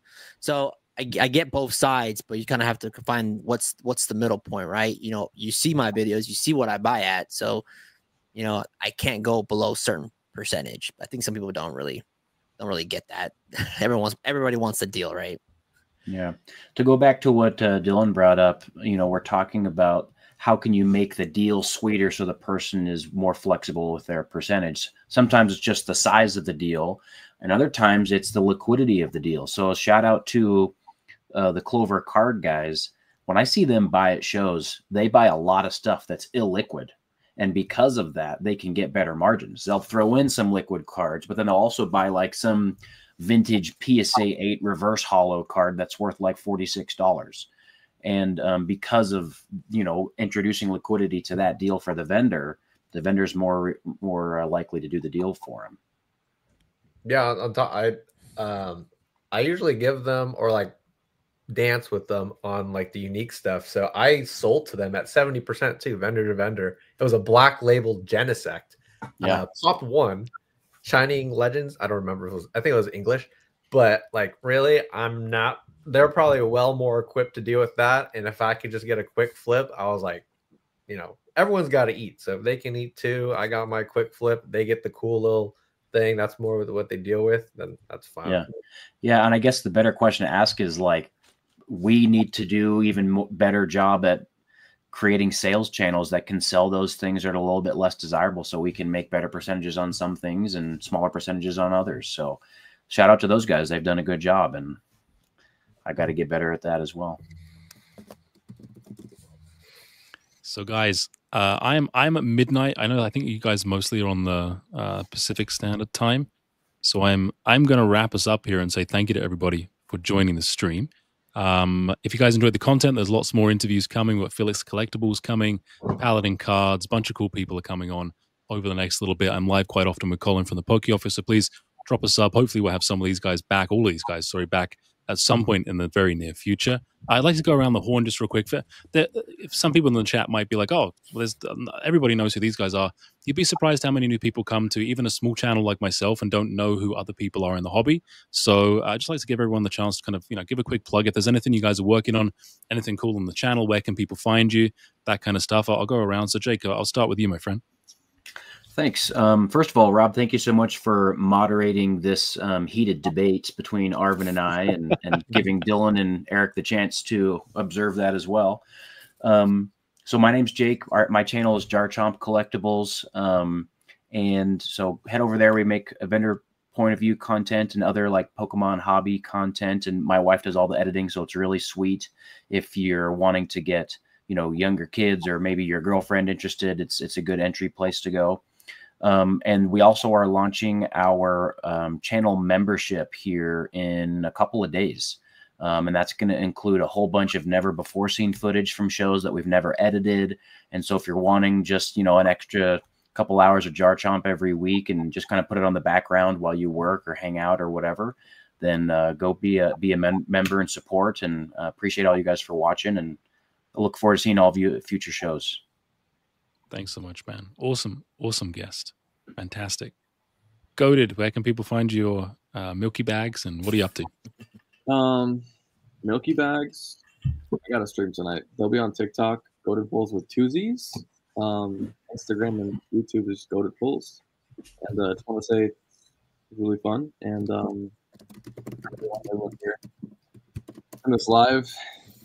And, honestly, I just like talking shit and just having fun with all these guys. So this is a good life, to be honest. Yeah, I really appreciate it, man. I know like we kind of have a bit of banter in the stream, but you're the guy that put this together. You're like, hey, who do you want to have on? You approach me, and in all seriousness, anyone that's watching, there's no money changing hands here. Everyone's coming and volunteering their time for free. And it's just like, I'm really grateful to you for doing the reach out and putting this together. So thanks, man. Seriously. I thought we were getting paid $1,000, but well, that's between you. He's giving you five Milky Bags. They're all floor cards, though. Come to collect that, Atlanta. Arvin, don't worry. Eric, where can they find you, man? What's going on? Yeah, so Pack Battle, pretty much all my social medias. Some might be Pack Battle Shop because someone took Pack Battle. But yep, check me out. I do a lot of vendor POVs. I'll be in Atlanta this weekend for anyone that's in Atlanta. I also stream typically Wednesdays and Fridays. We do some rip and ships on YouTube as well. So if you guys ever want to check that out, I have a website as well, packbattle.shop. If you're ever looking for sealed inventory, I sometimes have stuff on there. It's really hard to keep things in stock. But anytime you want to, see if you got some One Piece. I am, diversified. I have One Piece, Dragon Ball, Pokemon. So if you like any of those TCGs, be sure to check me out. And I appreciate you, Rob, and everyone on the call today. It was fun chatting with you guys. Hey, thanks so much, man. Really appreciate you giving up your time. Super awesome. The last but not least, the smallest creator on the call here, the guy with the smallest collection, Bulbastore. Hello, guys. My name is Dylan, aka the Bulbastore. I'll be at pretty much every big show this year. So if you are local to one of those, hopefully I see you there. You can find me at the Bulbastore on everything, pretty much. But yeah, thanks again to Rob for having me 2 weeks in a row. Pretty fun talking to these fine gentlemen. I always love seeing them at the shows. So yeah. Awesome. Guys, thank you so much in the chat. Before you leave, please drop a like. Go and sub to these guys. Drop me a sub too, and I really appreciate everybody. Until next time, take it easy. Peace.